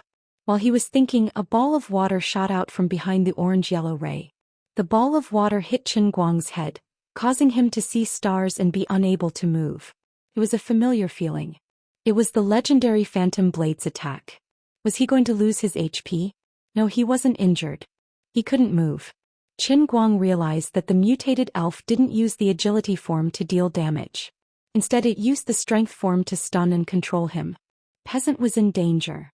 He couldn't move his head but his eyes turned slightly. He saw his bald clone brush past him and pounce on his back. Peasant's exclamation came from behind him. What's going on? Chapter 1188. Peasant was astonished by the two identical midday situations. Furthermore, the clone's movements weren't any different from the real Qin Guang. When he charged over, she couldn't evade it at all. Seeing Qin Guang standing stiffly in his spot, Peasant gritted his teeth and thought quickly. He took out the time hourglass and cast time deceleration on the clone. Though the clone had the same physical strength as Qin Guang, she wasn't as resistant to time as Qin Guang. But just as the clone was controlled, the sound of a waterfall came from a place a little further away. Qin Guang saw the true form of the transformed elf. It was a 2-meter-tall, crystal-clear body made of flowing water. It had no eyebrows, eyes and nose. Only its head and arms could be seen. It also had a single leg that resembled a whirlpool. When Qin Guang saw it, it reared back and swung its head, transforming into a whirlpool as it charged forward. Although it took a long time, it only took 2 seconds. After decelerating the clone's movements, Peasant dodged the clone's heavy punch. She could only watch as the transformed elf transformed into a wave that charged at Qin Guang and engulfed Qin Guang. That wasn't the end, as the wave continued to charge at her. As the wave came closer, Peasant couldn't avoid it. At this critical moment, an earth wall inexplicably appeared in front of her, fiercely blocking the attack of the transformed elf. Qin Guang wiped the perspiration off his head and muttered to himself, "Fortunately, mud counters water. Otherwise, I'd be in danger." He was covered in cold sweat. He was caught off guard by the transformed elf's attack. He didn't have time to suspect whether the peasant behind him was real or fake. When he was controlled, he thought she was dead. The maximum control time of the power transformation attack was 4 seconds. 4 seconds was enough for Peasant to die 7 or 8 times. Fortunately, she was the real Peasant. She used time to delay the clone. The time that Qin Guang was controlled was not as long as 4 seconds due to the restraining effect of the earth element on the water element. He regained his freedom in about 2.5 seconds. The moment he regained his freedom, it was also the moment when the transformed elf's wave attack came right at him. There was no way to dodge, so he took it head-on. The violent impact of the water scraped his skin, almost scraping his flesh off. But at this time, the superiority of the earth elemental over the water elemental showed itself again. Though he was disfigured, he recovered quickly and didn't suffer any serious injuries. When he regained his senses, he was able to summon a mud wall to protect Peasant. As soon as Qin Guang finished speaking, the clone was freed. Peasant's time manipulation had expired. The clone's target was Peasant. Though Peasant managed to escape, he had to face the danger of being surrounded by wolves and tigers. Her time hourglass was on cooldown, so she could only count on Qin Guang. Qin Guang didn't disappoint her. He turned around and fought with the clone. As for the real body of the transformed elf, it was like the game. It looked powerful, but it was only capable of long-range attacks. His body, which was made of water, punched in the air. Every time he punched, a small ball of water shot towards Peasant like a shot put. However, the ball of water was blocked by the soil that appeared in the path of the ball of water. Qin Guang fought with the clone while he had to create soil to protect Peasant. Fortunately, he had rich experience in dealing with himself during the mirror image mission. He seemed to be having a hard time, but he was still able to control the situation. The clone had copied the characteristics of the transformed elf in the game. Its health points were the same as Qin Guang's, but its attack power was only half of Qin Guang's. The health points didn't refer to the health points above the clone's head. It referred to the resistance of the clone. For example, when a gamer was fighting with another gamer and was hit on the temple, he would receive a critical hit and his health bar would be emptied. If the gamer was hit in the stomach, he would be able to withstand 5 to 8 punches before collapsing. At this moment, Qin Guang was facing the clone in such a manner. However, only Qin Guang knew how resilient he was. Fortunately, the clone didn't have the regenerative ability of the earth-paste exploder. The power of its punches was reduced by half, so it couldn't cause any substantial damage to Qin Guang. As long as the clone prevented the clone from damaging Peasant, it wouldn't be a problem. After about 20 seconds, the transformed elf's skills were on cooldown. Then it attacked Qin Guang with a series of ethereal and transformed elf attacks. This time Qin Guang was prepared. He prepared a perimeter wall for Peasant and instructed him to prepare the time hourglass. After Qin Guang was immobilized, the clone threw Qin Guang at Peasant and was hit by the time-slowing effect of the time hourglass. The transformed elf used the same method to create waves. However, he crashed into the wall. A magical beast was a magical beast. It didn't have the intelligence of a human. Once the magical beast's weakness and movement pattern were grasped, it was as easy as walking a dog. 2 minutes later, Qin Guang finally shattered his mirror image with a punch. But before he could feel proud of himself, another silhouette formed from water appeared beside him. The unlucky transformed elf summoned another mirror image clone. "Mister, I can't go on like this. My reward points are running out." Qin Guang could afford it, but every time he was immobilized, Peasant had to expend his reward points to activate the time hourglass. She already owed a huge amount of debt and she still didn't know how to repay it. She had saved up a little with great difficulty, but now she had almost used up all of it. She thought she could see the light after a while. She didn't expect another mirror image clone to appear. She couldn't take it anymore. "Let me think of another way." Qin Guang wiped the perspiration off his forehead. He didn't expect the first creature in the labyrinth of chaos to be so difficult to deal with. He continued to stall the clone as he racked his brains. Previously, he had tried to use the innate ability of the marmalade exploder to see if he could directly absorb the water elemental energy in the clone, but he failed.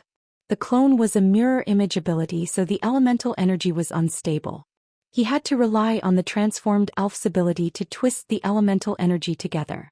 When he tried to absorb it, the elemental energy would collapse and retreat.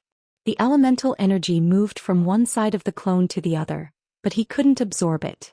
He could only pin his hopes on the reward point shop. Forget it, he didn't have any reward points. He couldn't even afford a box of matches. Qin Guang looked at Peasant. How could he forget about her? "Peasant, search in your merchant shop for items that can reduce mana. These are elemental creatures. Like the Hades, the mana reduction effect has a mystical bonus." 10 seconds later, Peasant was overjoyed. "There's a Zhuamen Berserker glove that costs 2,000 reward points. The description says Magic Breaker. Buy it and let me try it on." 5 seconds later, Qin Guang took the wooden and metal glove that Peasant threw at him. Looked like 2 human heads. He wore it and read the description. He was amused. "An exquisite piece of equipment from the Grand Devil Temple, Zhuamen. Only berserkers who hate mana can wear it. It was imbued with magic breaker ability by the Grand Devil Shaman. It is the natural enemy of all magicians. Was this item exquisite? I could get a 3-year-old kid to do it by hand and make it look better than this. Forget it, let's test the effects first. Qin Guang retracted his disdain and threw a punch at the clone before him.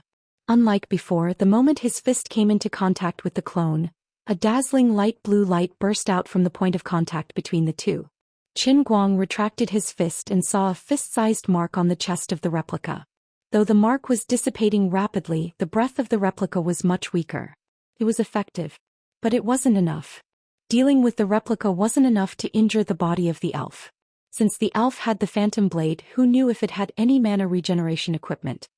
Are there any long-range mana reduction items? Peasant searched again. There are, but the effects are poor. What's that? Trainee darts, Athlete Wilkins magical practice darts. What a long name. What special effects does it have? Only one. It can be automatically retrieved after being shot. Isn't that good? As it's a practice darts, there's no needle. The dart head is a magnet. Don't worry, give it to me. It doesn't matter if there's a needle or not. Qin Guang said loudly. His hands were itching. He hadn't used his darts for a long time. His skills hadn't deteriorated, right? 3 seconds later, Qin Guang flicked his left hand and threw the dart. The headless dart drew an arc in the air and headed for the head of the elf, who was a few meters away. It coincidentally interrupted the elf's wave-like form. The elf raised its hand and was about to charge forward in the wave-like form. After the dart hit its head tilted backward. It didn't move and it froze momentarily. The elf wasn't able to charge forward, so Qin Guang swung his boxing glove to restrain the mirror image. Peasant didn't need to awaken his ability to overcome the difficulty. After a few seconds, the shape-shifting elf executed his combo attack and successfully immobilized Qin Guang. The clone abandoned Qin Guang and chased after Peasant. This couldn't go on. When the morphing sprite skill came off cooldown, Qin Guang suddenly had the idea of shooting the dart at the lump of morphing sprite, and it actually worked. He was only affected by the speed reduction and ethereal effects of the phantom blade, but he wasn't stunned. As long as he wasn't stunned, the clone wouldn't be able to shake him off, and Peasant wouldn't have to expend his points. After a full 10 minutes, finally, accompanied by a clattering sound, the clone and the original spirit body collapsed together. The first magical beast that charged out of the labyrinth of chaos was dead. Both of them looked at each other and heaved a sigh of relief. They didn't expect the mission system to announce the rewards. The reward for a magical beast was as high as 50,000 points. Qin Guang had the majority, but Peasant had at least 40%. The reason was that Qin Guang used 2 types of firepower provided by Peasant. When distributing the reward points, it was calculated as her contribution points. If it were anyone else, they would be unhappy. However, Qin Guang didn't have such thoughts. He didn't know where his reward points would go. If Peasant held on to the reward points, she would be able to purchase items from the merchant shop. With their cooperation, Sherlock didn't have to worry about Peasant rejecting his request.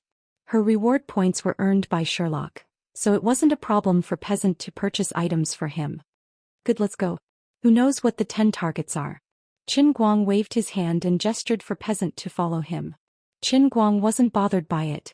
Although it was strange for her to come to his side right from the start, he wasn't bothered by it. She wasn't a threat to his safety. Wait, Mr. Dang, I discovered something. Peasant started rummaging on the ground. Qin Guang urged him, stop rummaging, the ground is bare. Can't you see it clearly? No, Mr. Dang, what do you think this is? Could it be the target that the mission requires us to collect? Peasant rubbed his fingers as he stood in front of Qin Guang.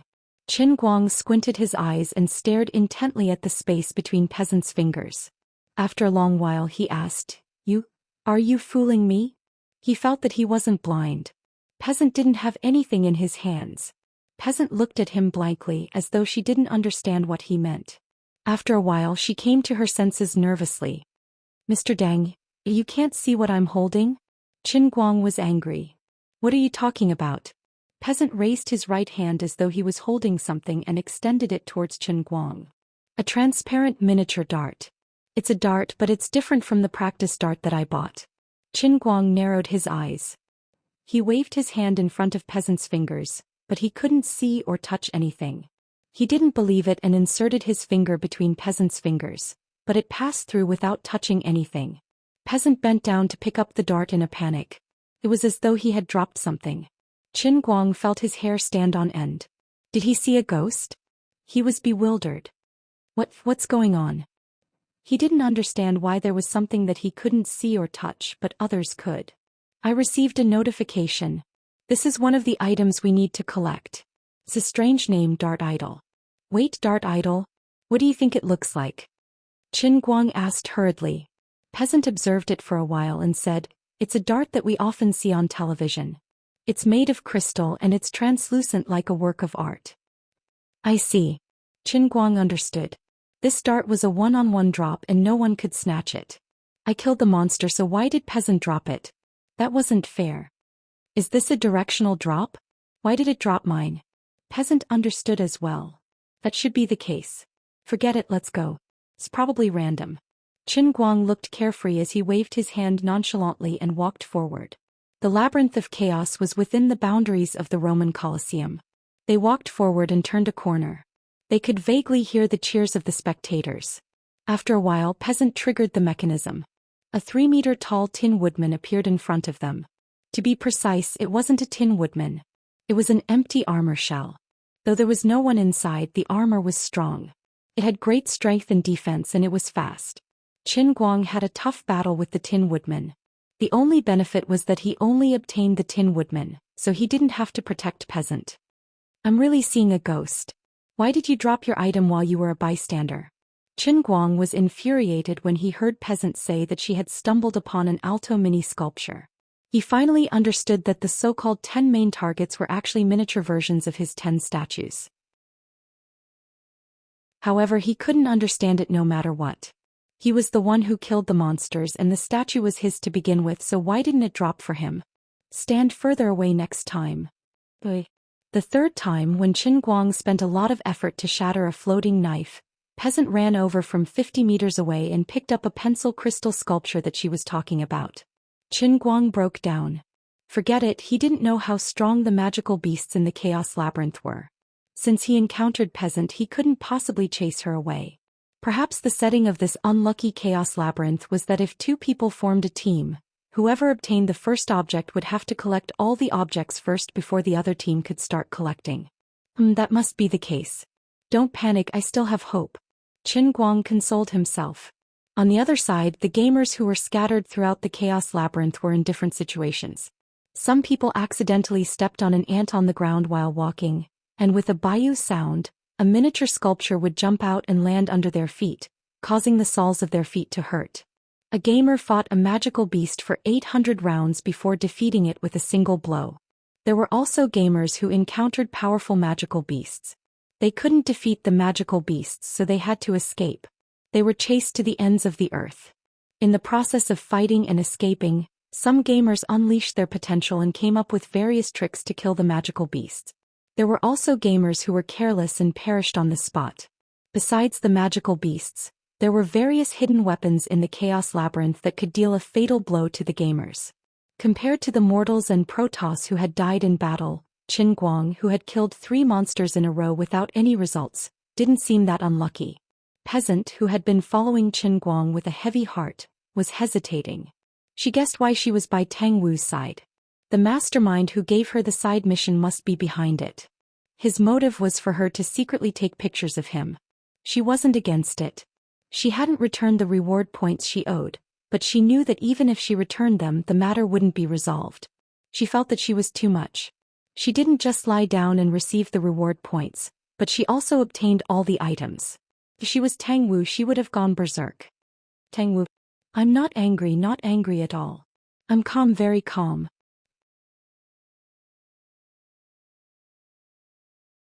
Chapter 1189. After dealing with 8 heavy armor Tyrannosaurus Rex, Inferno Hound, Vicious Vines and other strange magical beasts, all 8 of which were peasant statues, Qin Guang finally broke down. He thought that since he was the savior and had 10 statues, he didn't have to collect them. Suddenly, the same notification sounded in the minds of all the gamers. Congratulations to you Ting for collecting 10 target items. You will receive generous rewards and be sent out of the labyrinth of chaos. This was only the first sentence, so it wasn't a huge blow. Yu Ting wasn't weak. If he was lucky, it wouldn't be surprising if he collected 10 targets before Chen Guang. But then the electronic voice added a few more sentences, which was a little sad. Currently reporting the deaths of the gamers. Gao Liang, Hu Huan, Akasa's tribe god, Lake Binar demon, and other gamers have been killed in battle and have been reset. The gamers were dumbfounded. They hadn't heard any death notifications in the labyrinth of chaos. They thought it was a happy ending, but they didn't expect the labyrinth to delay the notifications and report them in a centralized manner. Immediately the survivors felt extremely sad, but they also felt their hairs stand on end. There were mortals and celestials among the dead gamers. This meant that in the labyrinth of chaos, everyone had the possibility of dying. But this wasn't the biggest blow to Chen Guang. Then the electronic notification started to count the mission completion of the other gamers. After Yu Ting, who had collected 10 targets, was Peasant, who had collected 8 targets. Then it was Withany and the others who had collected 6, 5, 4, 3, 2, 1. Finally, the damned labyrinth singled out Chen Guang. Special note: up until now, only the veteran player Noon has yet to collect a single target.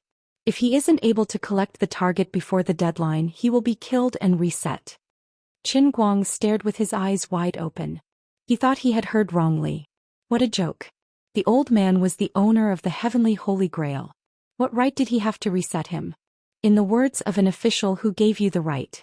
However, his arrogance did not last long, as he immediately broke out in a cold sweat. According to the nature of the heavenly Holy Grail, perhaps this was the original setting of the realm within the cup. So, there was really a possibility that he would die? Mr. Dang. Why don't I go? Let's split up. Peasant said nervously. She felt that she was a hindrance to Mr. Dunn. If he was alone, he wouldn't need to protect himself, and the efficiency of dealing with the phantom beasts would be much higher. He would also be able to obtain the target. He was too much of a hindrance. When she suggested splitting up, an alarm went off in Peasant's mind, reminding her that she had to complete her side mission. But even so, she really did not have the face to stay with Dang Niu any longer. Chen Guang rejected her request. There were 2 reasons.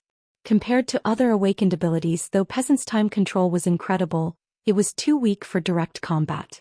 First, she had to consume reward points to use the hourglass. Though she had obtained tens of thousands of reward points, it was not enough for her expenses. Even if she could use her ability to slow down the phantom beast's time, if she couldn't break the defense of the phantom beasts, what was the use? The strength of the phantom beasts that she encountered was not something she could defend against. Chen Guang wasn't sure why the others were able to obtain the crystal sculpture of his statue so easily, and he wasn't willing to think about it. He knew that he might have been tricked. He was dealing with powerful phantom beasts, while the others were dealing with weak ones. With the characteristics that the Slaughter World had displayed so far, this was completely possible. Chen Guang couldn't let Peasant leave just like that. The mythical beasts that he had encountered were difficult to deal with.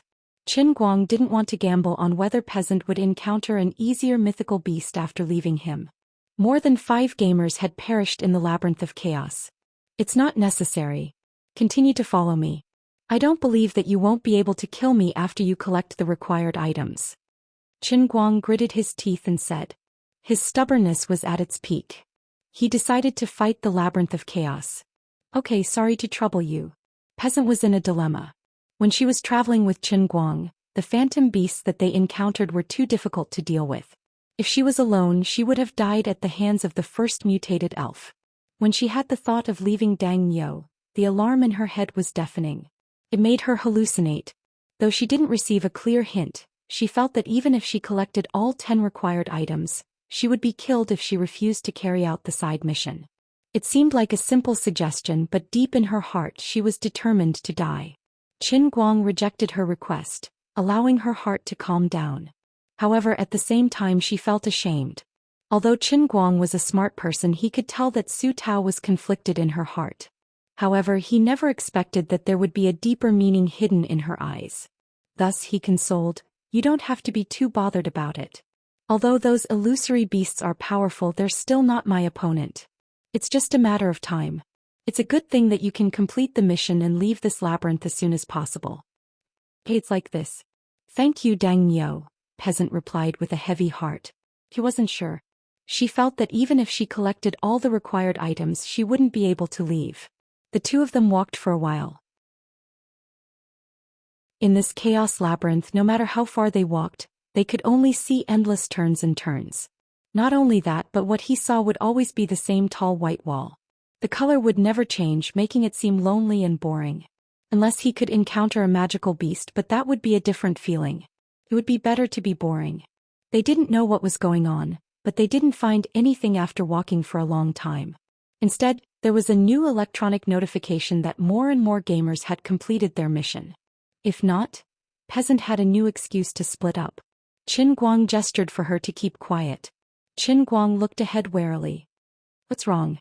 Peasant noticed Qin Guang's solemn expression and became nervous. Qin Guang narrowed his eyes and said, It's a long story. Stand here and don't move. Be careful. As he spoke, he tried to walk forward. His steps were light and slow. Indeed, Qin Guang didn't see anything, but his senses were sharp. Just a moment ago, he suddenly felt an obscure energy fluctuation coming from the front. The feeling was fleeting. If it were someone else, they would have ignored it or thought it was a nervous reaction. However, Qin Guang was very alert. He wasn't nervous at all, so he was sure that there was something in front of him. As expected, as he got closer, the feeling of emptiness in front of him grew stronger. However, he increasingly felt that there was something hidden in front of him. He was highly focused. As he touched, he suddenly jumped back. In the next moment, two figures appeared out of thin air. At the same time, a water-like trace streaked past his nose. When Qin Guang came to a stop, he finally got a clear look at the two humanoid figures. Two figures, one black and one white, floated in the air. Their long robes hung down from their shoulders, but they didn't touch the ground. The two figures didn't have legs and there was nothing under their robes. Apart from that, they were also wearing two pointy hats, but there was no face under the hats. Instead, there were two human heads protruding from the collars of their robes, and there was nothing inside the black hole. It was amazing that they were black and white impermanents. But which black and white impermanence would carry a sickle? What had just slashed across the tip of his nose were the two black and white scythes that were gradually taking shape. Their combination of Chinese and Western was tarnishing Wuxia's traditional culture. Wait, most of the settings of the world in a cup were based on my own thoughts? Is that how I view the black and white impermanence? It's scary to be uncultured. I have to spend more time reading and consolidate the traditional culture in my mind. Fortunately, nobody knows that it came from my mind. Otherwise, it'll be embarrassing. Why are the black and white impermanents carrying sickles? Isn't that the equipment of the Grim Reaper in Western mythology? Shouldn't the black and white impermanents carry a soul-attracting banner? Fortunately, peasant was knowledgeable, and he saw through the uneasiness of the situation. Qin Guang said righteously, the massacre mission settings are sometimes stupid. Don't mind the details. As he turned to speak to peasant, the black and white impermanents waved their death sickles. Though the magical beasts weren't as intelligent as humans, their combat skills were innate. When they saw Qin Guang distracted, they attacked immediately. Facing the two large sickles, Qin Guang twisted his body at a strange angle and dodged between the two sickles. He instinctively used the unique skill he learned in the realm of true martial. It was called Breeze Brushing Willow. It was suitable for dodging large sharp weapons in a chaotic battle. When he used Breeze Brushing Willow, his body would become as light as a willow catkin.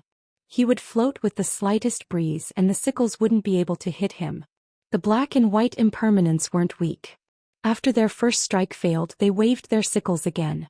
There wasn't even a slight breeze and the sickles became faster. Qin Guang had to dodge, but his posture wasn't as elegant. At the same time, he observed the intricacies of the black and white impermanence's moves.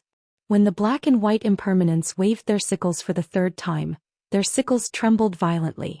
An unknown force drew out a black hole in front of the sickles, and they didn't cause any disturbances in the airflow.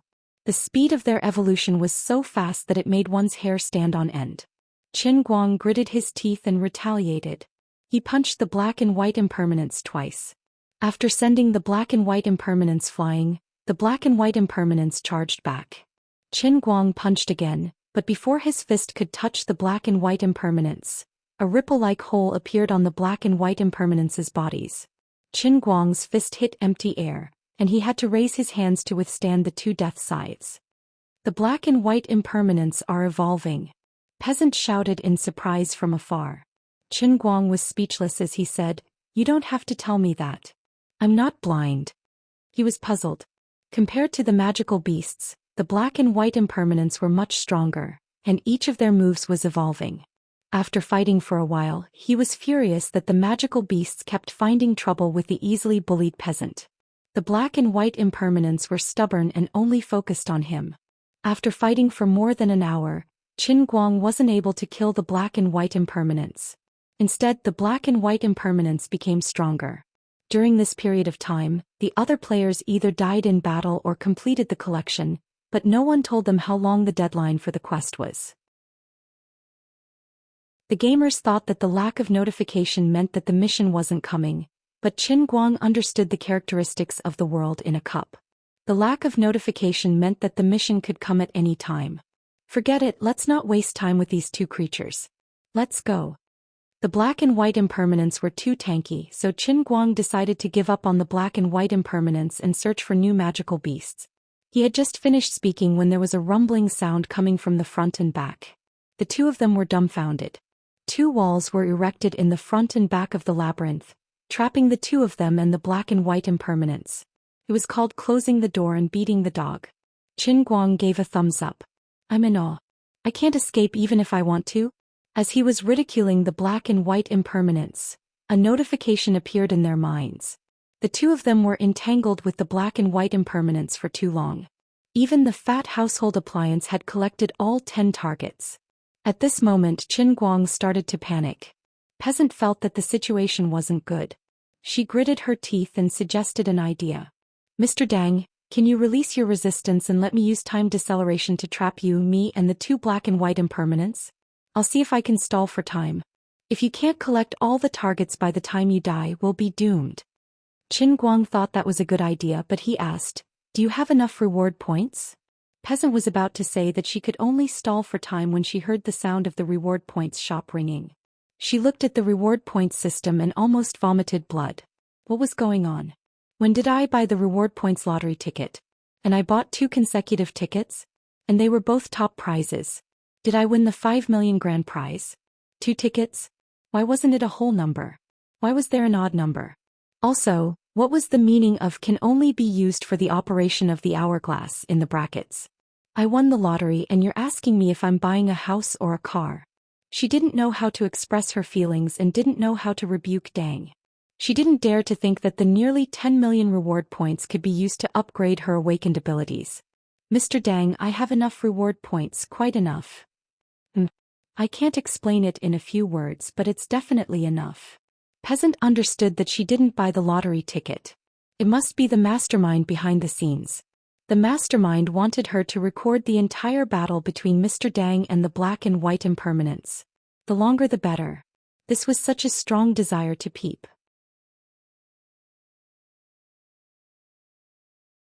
Chapter 1190.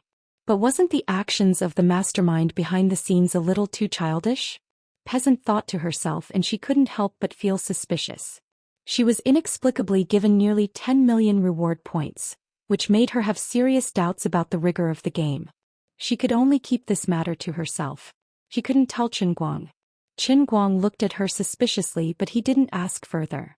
Perhaps the tens of thousands of reward points she received were sufficient for her expenses.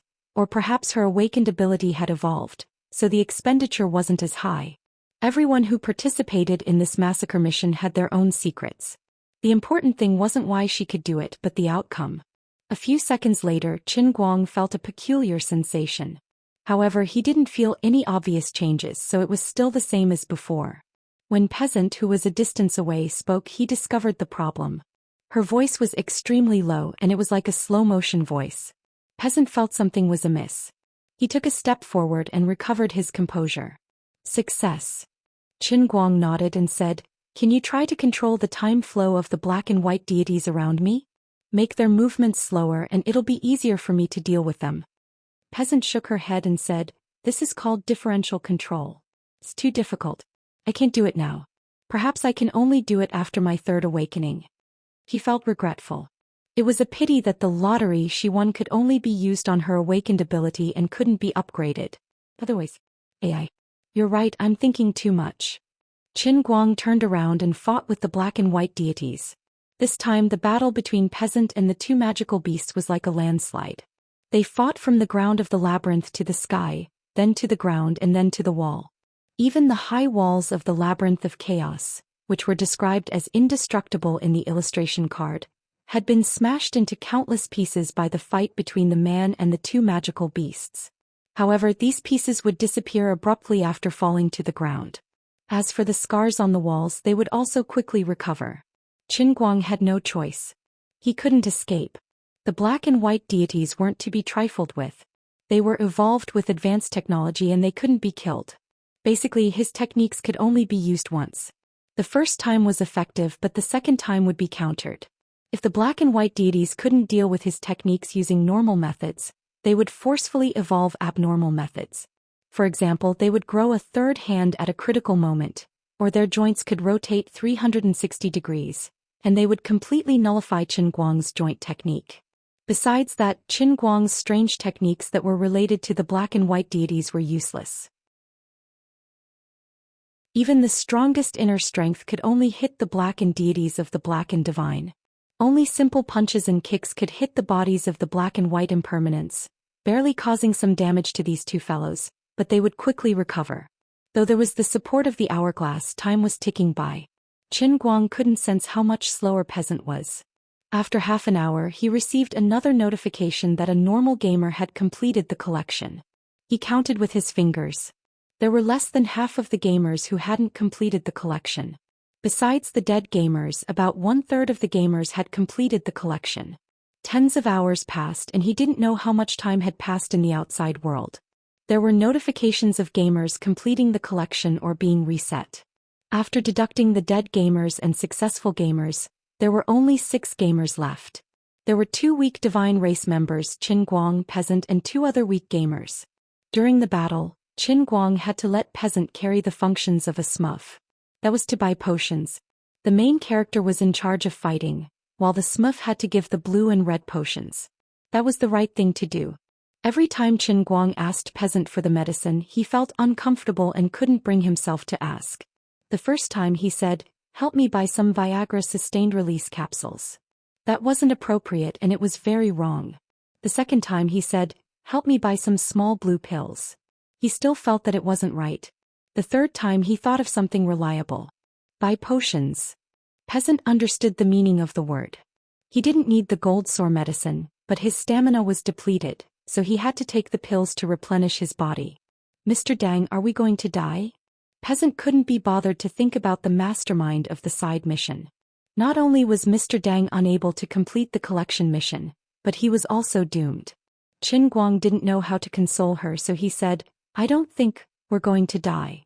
Just as he finished speaking, there was another notification. The 2 gods had completed their collection. It can't be that the deadline is for everyone to gather, right? As Qin Guang was complaining, he received a piece of bad news. The last 2 ordinary gamers had perished. That meant that in the vast chaos labyrinth, only peasant and himself were left. That was awkward.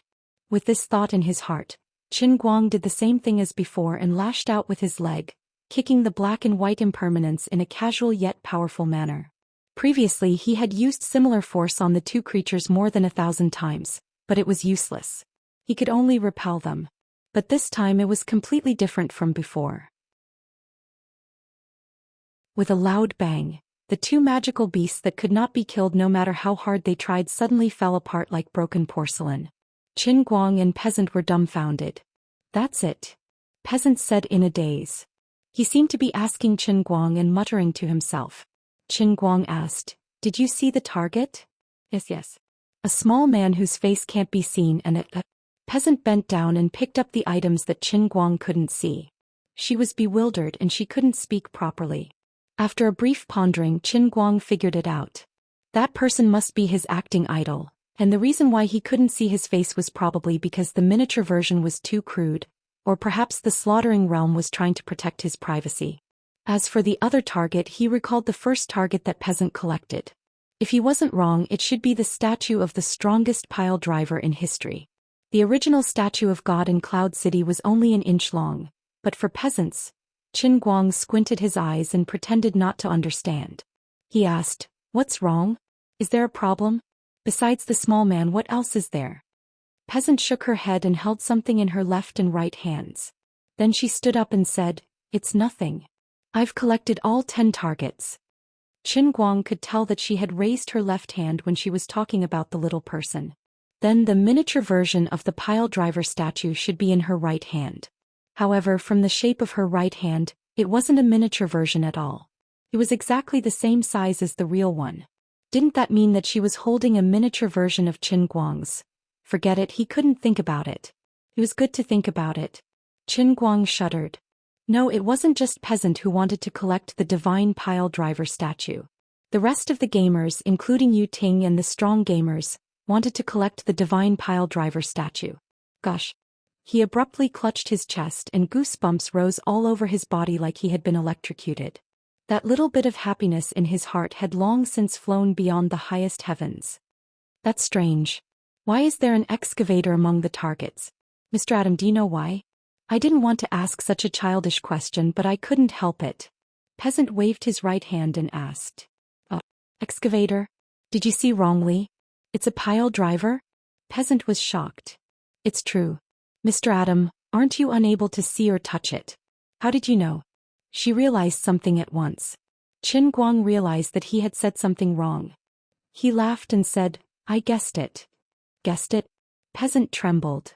I received a notice that I've completed the mission and will be teleported out of the labyrinth of chaos. Qin Guang looked bitter as he said, I also received a notice that the mission time is up. What do we do? Peasant screamed and her body started to fade uncontrollably. Qin Guang looked at her fading figure and said, You're asking me, but who should I ask? The setting of this lousy mission was illogical. He had failed the mission so easily. Was he going to be erased and reset? His personal strength was clearly the strongest in the entire quest segment, and he had clearly been killing monsters the entire time. Yet he had encountered such a strange situation. Who could he reason with? Who could he blame?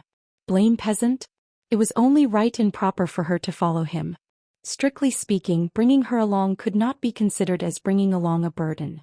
In such a long period of time he should have been able to kill more than 20 phantom beasts. But he inexplicably encountered 2 black and white impermanents that couldn't be killed and couldn't run away. He wasted the rest of the time on these 2 overly fierce phantom beasts. If all the illusory beasts were this strong, then he would admit defeat in a fair and square manner. But the others had just passed or been eliminated. The black and white deities were destroyed. The massacre world's motive was obvious. He had lost unjustly. Peasant's figure had completely disappeared. Qin Guang silently lifted his head to look at the crimson vortex that appeared above his head. The electronic notification sounded in his mind.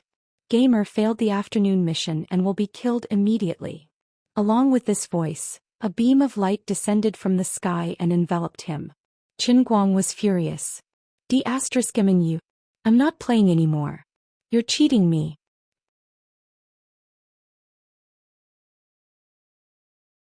Chapter 1191. If he was judged to have lost the mission, he wouldn't have been so angry. However, this whole thing was so weird that he couldn't accept it and he lost in such a weird way. Of course, he wasn't convinced. Unfortunately, he couldn't contact Azure. Otherwise, he could at least find someone to reason with. Now he had nowhere to redress his grievances and nowhere to vent his anger. He didn't know who he should be angry at. However, the whirlpool above his head that was trying to suck him in was actually covering his body. All of this was telling him that it was King real. The unlucky killing world really wanted to kill him, the owner of the Heavenly Grail. Qin Guang thought that he might have picked up a fake cup, or that the Heavenly Grail recognized a fake owner. How could you mess with the owner like that? Let me be the NPC grandpa who brought people to level and I accepted it. After all, I am a good person who loves to help others. But why can other people strengthen their abilities and I can only stare at them? When I finally made myself have n times more reward points than others, and was able to press the button to strengthen my abilities, what kind of awakening ability did you give me? Other people's awakening ability could be turned into combat strength, and at the very least it would be a support or a healer, or like the fat household appliance guy who had some weird abilities. What was this? A ladle that specialized in scamming myself? How many reward points did I lose? I could only stare at the hundreds and thousands of items in the shop. If it wasn't for the fact that I couldn't buy things, I wouldn't have been bothered by the black and white impermanence for so long. There was a magical pill in the shop that could increase combat strength by more than 2 times. Although it was quite expensive, costing up to 1,000,000 reward points, I should have been able to afford it. Stop joking, you want to kill me just like that? Impossible. The light projected from the blood-colored vortex seemed to be strange. After it surrounded Qinguang, he gradually felt a strong tearing force, as if it wanted to tear his body apart. At first, the tearing force was not strong. It was equivalent to a girl pinching the flesh on her body. But gradually the force became more and more violent. Not only that, but the strange vibration even directly shook the internal energy in Qinguang's dantian. Of course, Qinguang would not resign himself to death. Instead, he clenched his teeth and focused all his attention on his dantian, forcefully condensing his inner strength to resist the tearing force from the inside out. At this moment he felt as if he had fallen into a whirlpool formed by a strong current, or as if he was a piece of tattered clothes thrown into a washing machine.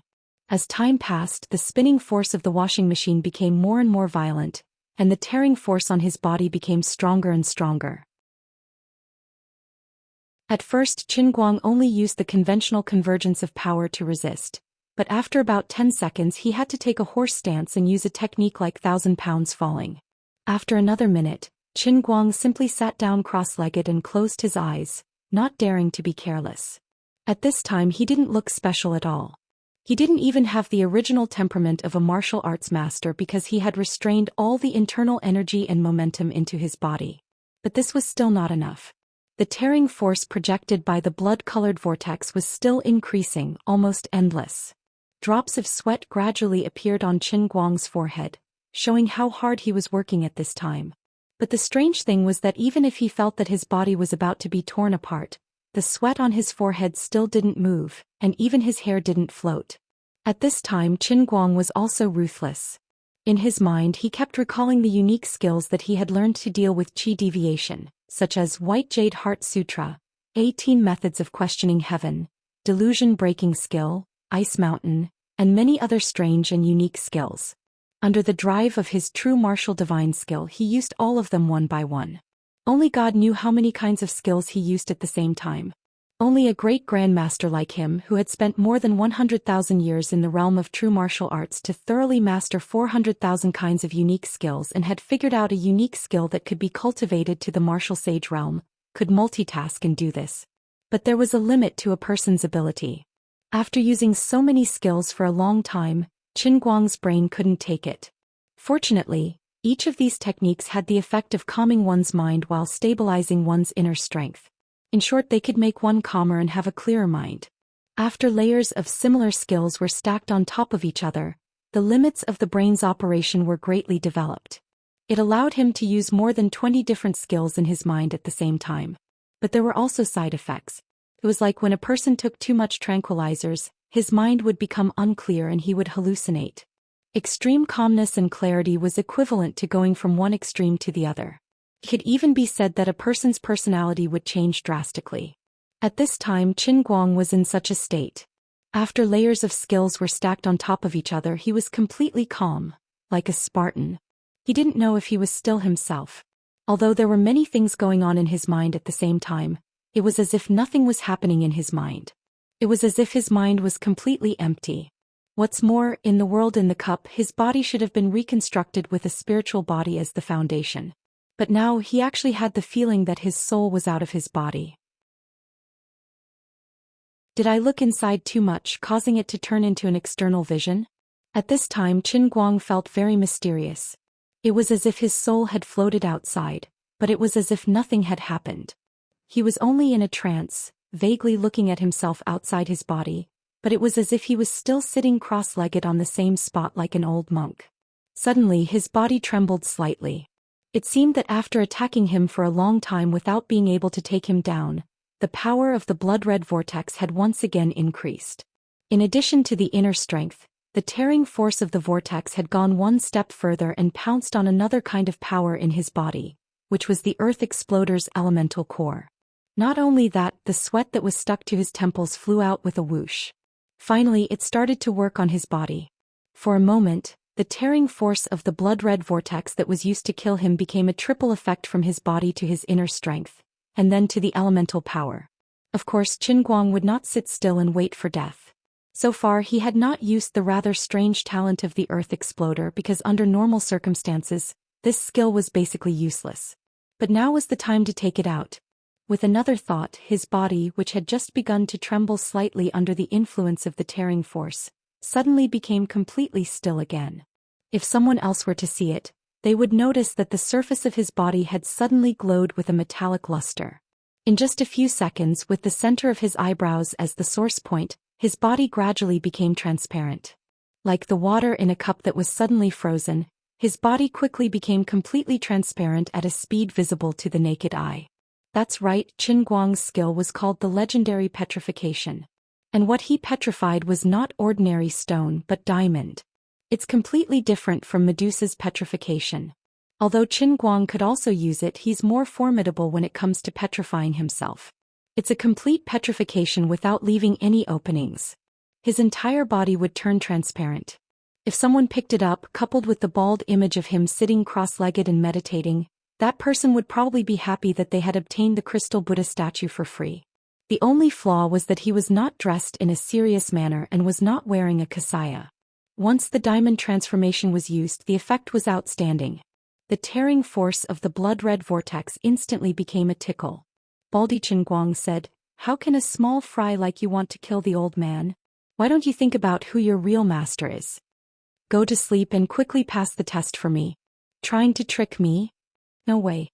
Outside, the two groups of players who had escaped from the labyrinth of chaos were still clearly divided into two groups. On one side were the mortals and on the other side were the Protoss. Both sides were solemn and each had their own ulterior motives. Many of the Protoss members had perished. Without Yu Ting's reminder, the other Protoss members knew the difficulty of the mission. If they were not careful, their projections would perish here. On the other side, the mortals felt as though they were struck by lightning. They didn't expect their backer, Mr. Dang, to perish in the labyrinth of chaos without a word. It was a blow to their heads. "Miss Peasant, did Mr. Dang not collect a single target at the last moment?" the hale and hearty old man asked in disbelief. Peasant nodded and said, "It's my fault. If I hadn't traveled with him and allowed him to act alone, he would have been the first gamer to leave the labyrinth of chaos. You knew you would be a burden to him, but you insisted on pestering him. I don't think you're that noble," the card magician said sarcastically. Previously he didn't like Dang Wu, but when he realized that he might lose his backer, the card magician felt pain. Previously he had always disliked Tang Wu, but when he realized that he might really lose his backer, the card magician knew what it meant to be in pain. "Yes, it's my fault." Peasant didn't want to defend herself. Though she had suggested splitting up with Dang many times, she knew that she didn't want to do so because she had the side mission that she couldn't escape from. The elf archer stood up for her and said, "What do you mean? What's the point of saying such nonsense? Do you want Peasant to commit suicide as an apology to the world? What right do you have to criticize Peasant? Why, you dare to do it, but you don't dare to talk about it? Now that Mr. Dang is gone, nobody will spoil you. You'd better behave yourself." The elf archer raised his eyebrows and took out his inferior elven warrior magical bow. He knocked an arrow and aimed at the card magician. "Do you think I'm afraid of you? What internal strife? Do you think I'm afraid of you?" The card magician frowned.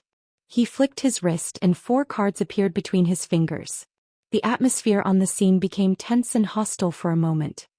"We've been out for more than 3 minutes and there's no notification of Mr. Dang Wu's death. The huge labyrinth walls haven't disappeared. Perhaps to us the mission is over. But to him the mission is still ongoing?" At this moment, it was the genius high school student who raised a different point of view, inadvertently reminding the others. The magical archer and magic magician put away their weapons. They felt that the high school student was right. "Alright, everyone, calm down. Mission 8 isn't over. We have to believe in Dang Wu's ability. Now let's be on alert. Those who have third awakening should make good use of the time. There's only one mission left. We can't drop the ball at the last moment. The hale and hearty old man stood up and controlled the situation.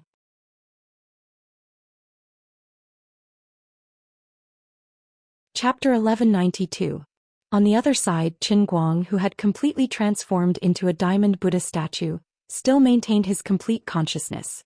However, he himself felt that it was a little strange. There were still countless meridians in his sparkling and translucent body that allowed him to circulate his inner strength. However, this inner strength had turned into a completely formless and colorless liquid.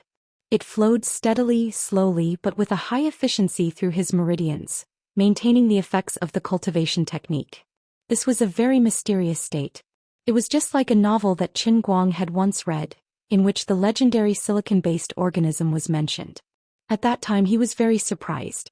Wasn't silicon-based silicon dioxide, which was also quartz? How did people with quartz think? Quartz didn't conduct electricity, so how did brain waves work? He was puzzled no matter how he thought about it. Now he roughly understood a little. Pure quartz looked extremely similar to diamond. In addition, diamond didn't conduct electricity, but his brain was still working smoothly. This meant that silicon-based wasn't important.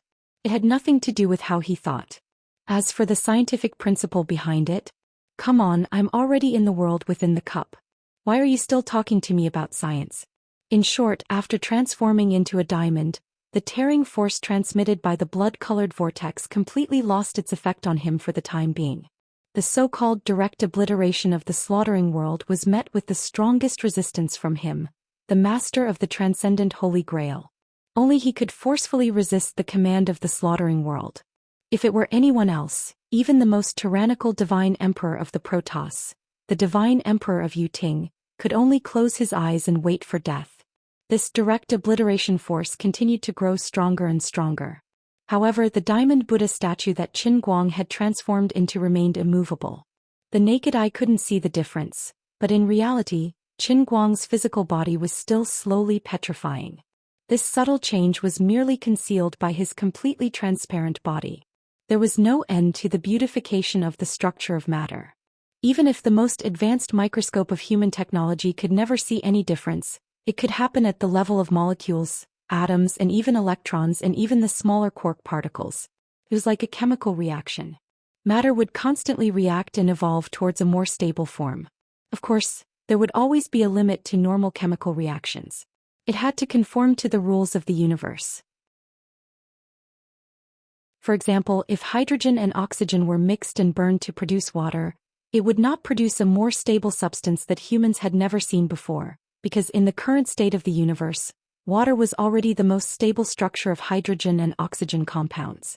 Another example was the structure of the carbon atom. Carbon-60, diamond, and graphite were all very stable, but when it came to hardness, diamond was undoubtedly the strongest.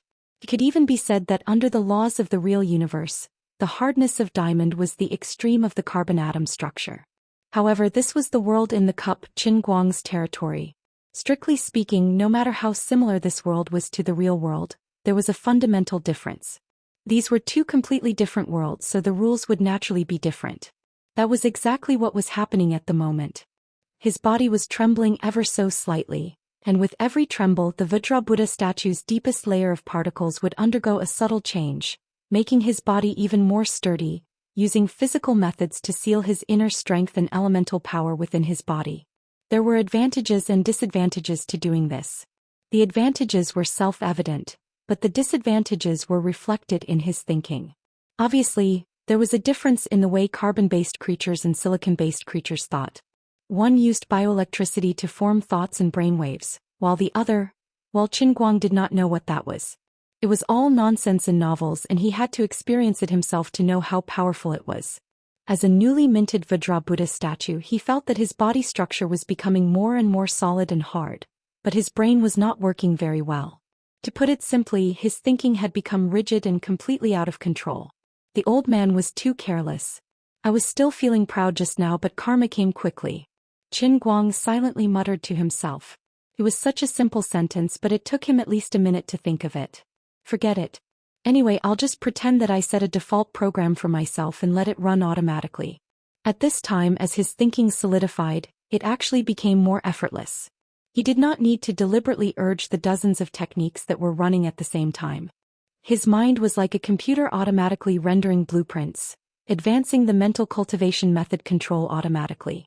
On the other hand, Qin Guang added another setting to his mind, and continued to strengthen the process of perfecting the Vajra Buddha statue. In short, he was going to go head-to-head with the world of slaughter. He would not resign himself to fate. After setting the default program, the thoughts in his mind completely stopped. It was a bit like he had fallen into a deep sleep and also a bit like he was being hypnotized. In a muddle-headed state, his mind was in chaos and everything around him began to become hazy. Moreover, as time passed, his thoughts became slower and slower and his thoughts became more and more relaxed. He forgot about the blood-colored vortex above his head, forgot about the world of slaughter, and even forgot that he was currently under the direct obliteration of the world within a cup. The tearing force transmitted by the vortex became stronger and stronger. If this was the outside world, this kind of force could tear apart everything. Even the sturdiest concrete floor would be completely torn into powder or even annihilated. But there was a description written on the walls and floor of this maze of chaos: indestructible. Even if fragments fell due to a short period of shaking, these fragments would instantly dissipate into the most primitive form of energy, and then return to the walls or floor. The floor and high walls of the maze of chaos were nearly invincible, and there was a completely invincible energy cycle. At this time, the Vajra Buddha statue was surrounded by a dense fog. This fog was the powder that had been forcibly torn off the floor, but often before it could float past the head of the Vajra Buddha statue, it would quickly collapse and then directly return to the ground in the form of energy. About 2 minutes later, deep pitch-black cracks appeared around the Vajra statue that Qin Guang had transformed into like a spider web. These cracks all disappeared in a flash, and the time they existed was extremely short, perhaps not even a femtosecond. It was impossible to see with the naked eye, but it made people feel that the light around Qin Guang had dimmed a bit. About another 2 minutes later, these cracks that should not have been seen with the naked eye gradually became clear. The reason was that after the small cracks came together, they fused in pairs and even existed for a slightly longer time. If there was a crack that was lucky, then before it disappeared, another crack would luckily appear next to it, and after fusing again, it would exist for a longer time. These countless small and undetectable coincidences combined to form hair-thin cracks that were scattered around Qin Guang. After a while, these cracks became thicker and thicker, and in the end they were even as thick as a thumb. There was only endless darkness within the cracks, a bottomless darkness. This was space being torn apart, but Qin Guang's Vajra body still stood tall. When space was torn to the extreme, yet it could not break through the indestructible floor of the labyrinth of chaos, and at the same time, it could not destroy the Vajra statue Qin Guang standing in the middle. The tearing force further strengthened, and thus affected the flow of time. Time was endlessly accelerated, and thus affected Qin Guang's thinking. His originally extremely slow thinking suddenly returned to a normal speed. This was an extremely mysterious and indescribable state. Vaguely, he felt as if his mind was traveling to the ends of the world. His mind was chaotic and hazy, but he could see everything clearly. He felt as if he had fallen into a dream. This dream was boundless and incomparably vast. This feeling was even greater than when he had upgraded the heavenly Holy Grail from the first to the second level, and his mind had followed the power of the Holy Grail to roam the universe. But he could not see anything clearly. There was no galaxy in his mind, and he did not even have the concept of space and time. Suddenly, he seemed to hear the sound of something breaking. It sounded like a butterfly breaking out of a cocoon, or like a phoenix undergoing nirvana. After he completely let go of his thoughts, he suddenly turned his head and saw a tender sprout growing out of thin air in the void. It then soared into the sky and extended towards the boundless horizon. No, it could not be called the horizon. At this moment he did not have the concept of up and down, left and right, nor did he have the concept of time in the past, present and future. After the sound of something breaking, it seemed as if millions of years had passed, but it also seemed as if it had only taken an instant to form this enormous plant in front of him. Suddenly, Qin Guang's consciousness trembled slightly. He lowered his head and looked down again.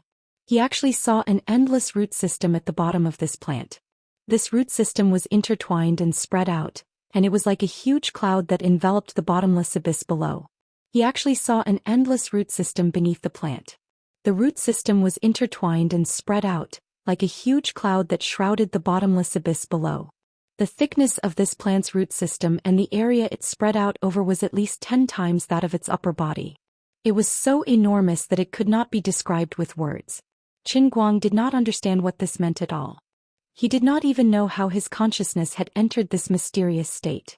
At this moment, the truly emotionless electronic notification of the heavenly Holy Grail suddenly rang in his heart. Congratulations, Redeemer. You have fulfilled the conditions. The heavenly Holy Grail is upgrading. Qin Guang was overjoyed. Although he did not know what conditions he had fulfilled, he had inexplicably upgraded the broken Grail. This was a blessing in disguise. Just as he was happily thinking about it, a loud noise suddenly came from the void. A thud. It sounded like thunder but also like someone was stamping their feet. Upgrade complete. Redeemer is currently performing a mission. The next mission will be directly upgraded to the 3rd layer Cloud Elephant Sky. Redeemer's current mission environment is abnormal. Repairing, beep beep beep. This sound was a little like the sound of the motherboard's self-test program when a computer was booted up. Then, Qin Guang thought he had heard wrongly. To his surprise, he heard a sharp and clear scream.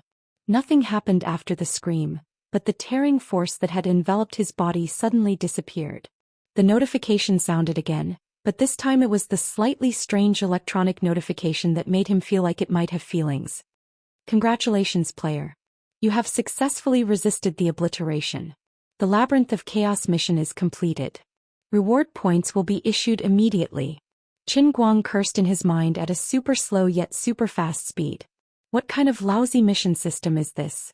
There's such a godly operation? Forcefully resisting and successfully completing the mission.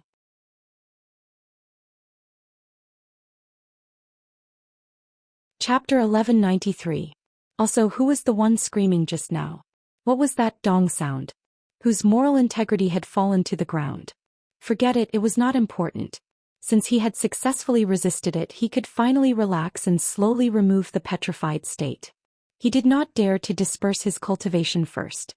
If it were not for the dozens of martial emperor secret arts that could stabilize the mind, he did not know whether his will could withstand the shock of turning into an immovable diamond. Who can tell me what's going on now? You ask me, but who should I ask? Didn't they say that the Labyrinth of Chaos mission is over? Why is the 9th mission not here yet? What do you think the 9th mission might be? Is it killing monsters or a labyrinth? Or something else? Forget it, don't guess. In any case, it definitely won't be as simple as the cockroach mission. This is the last stage. If we can pass it, we might be able to get out.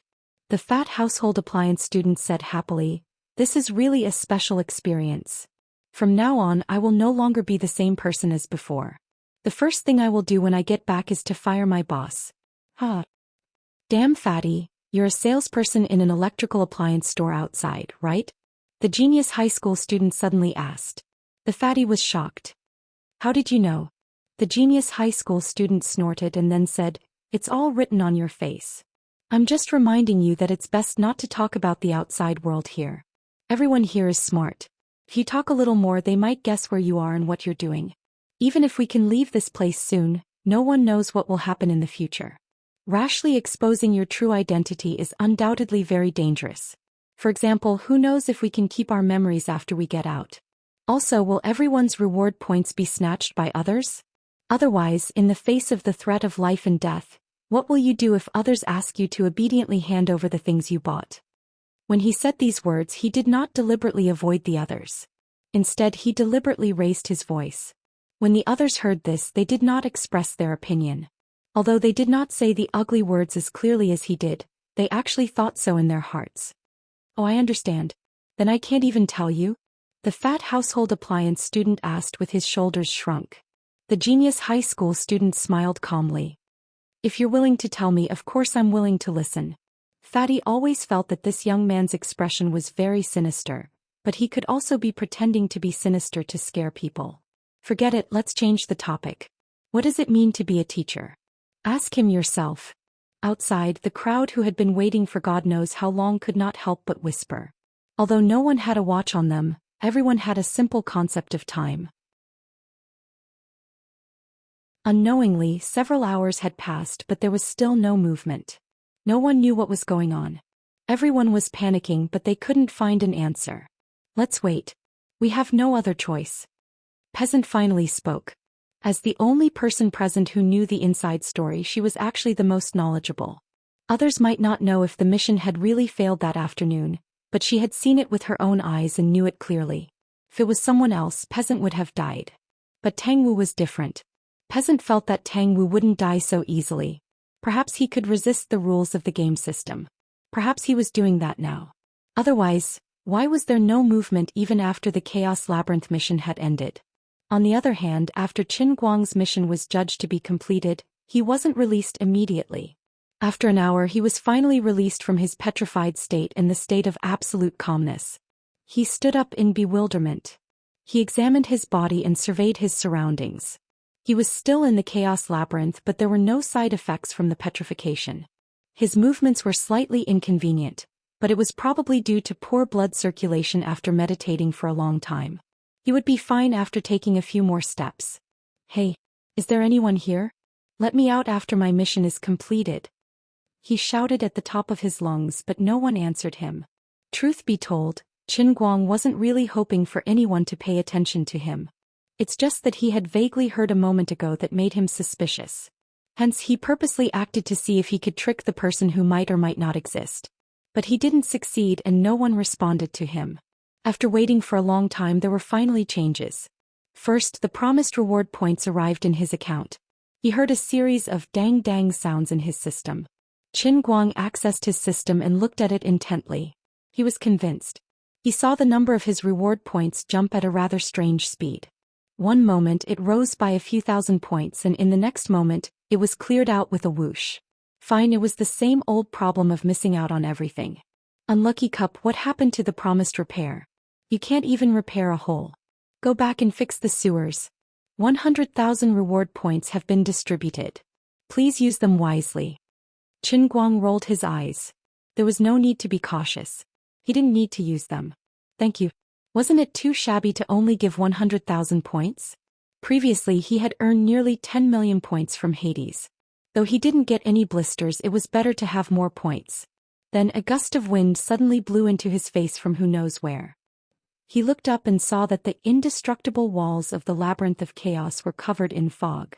At the same time they were rapidly disintegrating from top to bottom. Letting out a sigh in his heart, Qin Guang muttered to himself, Mission 9 is finally here? I wonder what kind of monster I have to fight. Just as he was thinking about this, he suddenly saw the fog that was originally soaring into the sky suddenly change direction and pounce straight towards his position. Wait. What the hell is this? Is it going to be a divine infusion? But isn't this the energy that formed the walls? Is it going to turn me into a cement man? Besides, shouldn't it be time to prepare for task 9? Isn't the labyrinth of chaos over? It would be fine if the walls just disappeared. Why is it coming at me? It was a pity that what was happening would not change because of his complaints. In the blink of an eye, he was completely wrapped up in the extremely thick white fog once again. Not only that, even though he had already shut his mouth and held his breath, he was still unable to stop the fog from entering his body through the capillaries on the surface of his body. In an instant he felt that there was something different in his body. Seeing that the situation was not good, he used a ruthless move. He made the earthen yellow armor on the surface of his body continue to cover up, wrapping his entire body. Not only that, he also solidified the surface of the armor until it glowed with a metallic luster, making it completely airtight. In any case, he had practiced the embryonic breathing technique, so it was not a problem for him to not breathe for a long time. With regards to this kind of unknown power, Qin Guang felt that it was best not to come into contact with it. He had just become a diamond Buddha statue, and in the blink of an eye he had become a stone statue.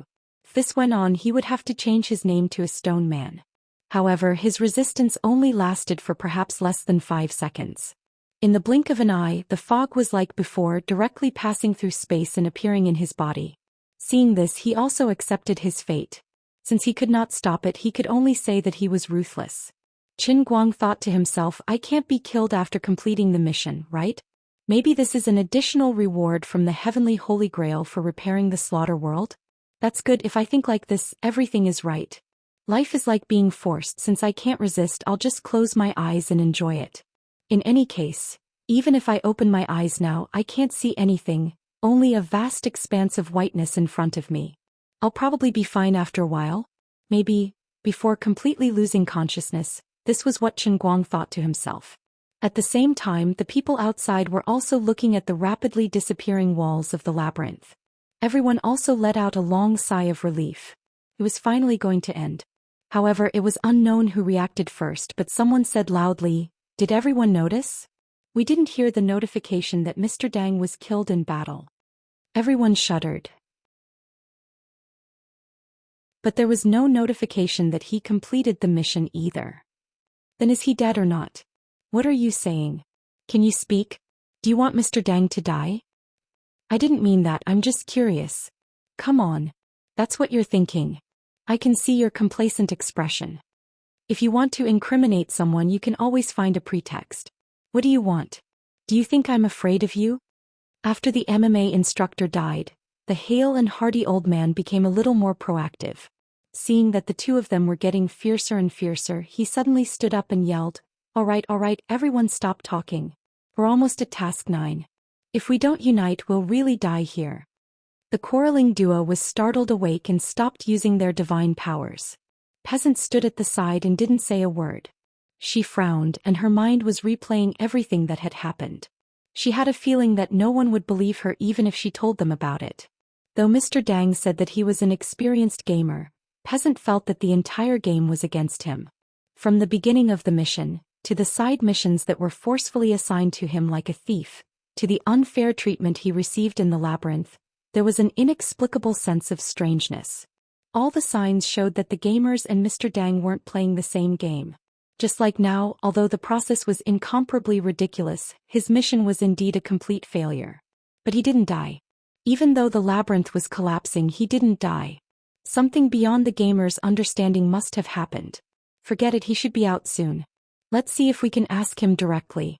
Peasant recalled the encounter in Mission 8 and felt ashamed and worried. He felt that he had tricked Mr. Dang badly in the labyrinth, so Dang wouldn't bother with him. If it were Peasant, he would have the intention to kill. Lord Yuting, should we charge in and take a look? If Dang Jing isn't in a good situation, we can. In the celestial camp, Wethany lowered her voice and used her divine power to shield herself as she spoke carefully. Yuting was tempted, but he shook his head and said, "No, let's observe the situation first. Dang Jing won't die so easily. If he isn't in a good situation, it'll be dangerous for us to act rashly." When they were dealing with the Hades fire, the Celestials had suffered greatly because they underestimated their enemy. They thought they could kill Dang Jing, but they didn't expect Dang Jing to counterattack. This seemed to be an opportunity, but who knew if Dang Jing would turn misfortune into a blessing? Deep in Yuting's heart, he didn't want to admit another thing. He knew that the projected Celestials were going to deal with Dang Jing, but Dang Jing saved the lives of the Celestials during the Mosquito mission. It was unimaginable that she would feel gratitude towards him. He couldn't tell his subordinates the truth, so he had to find a reasonable excuse. Fortunately, he had sufficient prestige among the Celestials, so nobody doubted his decision. After a long time, Qin Guang opened his eyes slowly. He was surprised to find that he had grown taller. It wasn't just a little taller. It was at least 10 times his original height.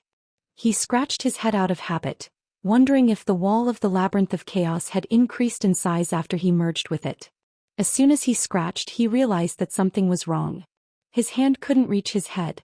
Damn, did my hand become shorter? He tried to lift his hand and then he let out a goo in shock. That's right, it was a goo. Damn, I've become a monster. Looking at the palm in front of him, Qin Guang didn't even have the mood to complain. How was this a hand? It was clearly a wing. F***ck. That was what he thought, but what came out of his mouth was a goo. At that moment, Qin Guang suddenly discovered that there were 2 groups of people standing a few dozen meters in front of him. One was a group of ordinary players and the other was the Celestials led by Yuting. With a grunt from his mouth, the 2 groups of people retreated one after another. Hey, what's going on with you guys? Qin Guang wanted to ask the others, but all that came out of his mouth was a series of goo-fs. Then the 2 groups were shocked and immediately retreated further and further away, looking as if they wanted to keep a respectful distance. Forget it, so be it. Qin Guang was also annoyed. He turned around and planned to find a corner to crouch by himself. At the same time he checked his other skill, the legendary strongest language master in history. Then he quickly gave up. Alright, although I'm proficient in close to 5,000 languages on Earth, I haven't learned the real bird language. Alright, if it was on Earth with the old man's social skills, it wouldn't be impossible to chat with animals. Although I can't completely read the minds of animals, with my rich social experience I can guess most of it. But I really haven't learned how to speak to humans after I become a bird. Oh right, I can use my feet. Alright, use my claws to write. Qin Guang turned around and faced the two groups of players who were ready for battle. He raised his claws and the two groups retreated dozens of meters. Qin Guang grinned proudly. It should be split beak. You idiots, what are you afraid of? I won't eat you. He wasn't too worried. He was about to start the 9th mission. After clearing the mission he would be a good man again and it wouldn't affect his body in the outside world. Then he planned to use his claws to write on the ground of the ancient Roman Colosseum. At this moment, the mission notification suddenly rang in everyone's mind. All players, attention, the 9th mission will officially start in 3 minutes. Mission description: kill the blood pigeon.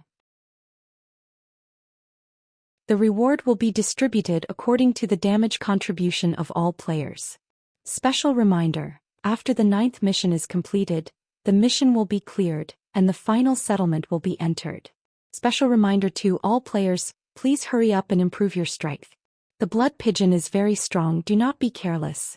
Qin Guang thought to himself, what kind of unlucky big boss is this? It's actually being targeted by the game system. There's even such a thoughtful reminder. It's clearly telling everyone not to save up, quickly become stronger and use all of your abilities to kill the blood pigeon. Aha, if I were that blood pigeon I would definitely be cursing. Qin Guang took a deep breath.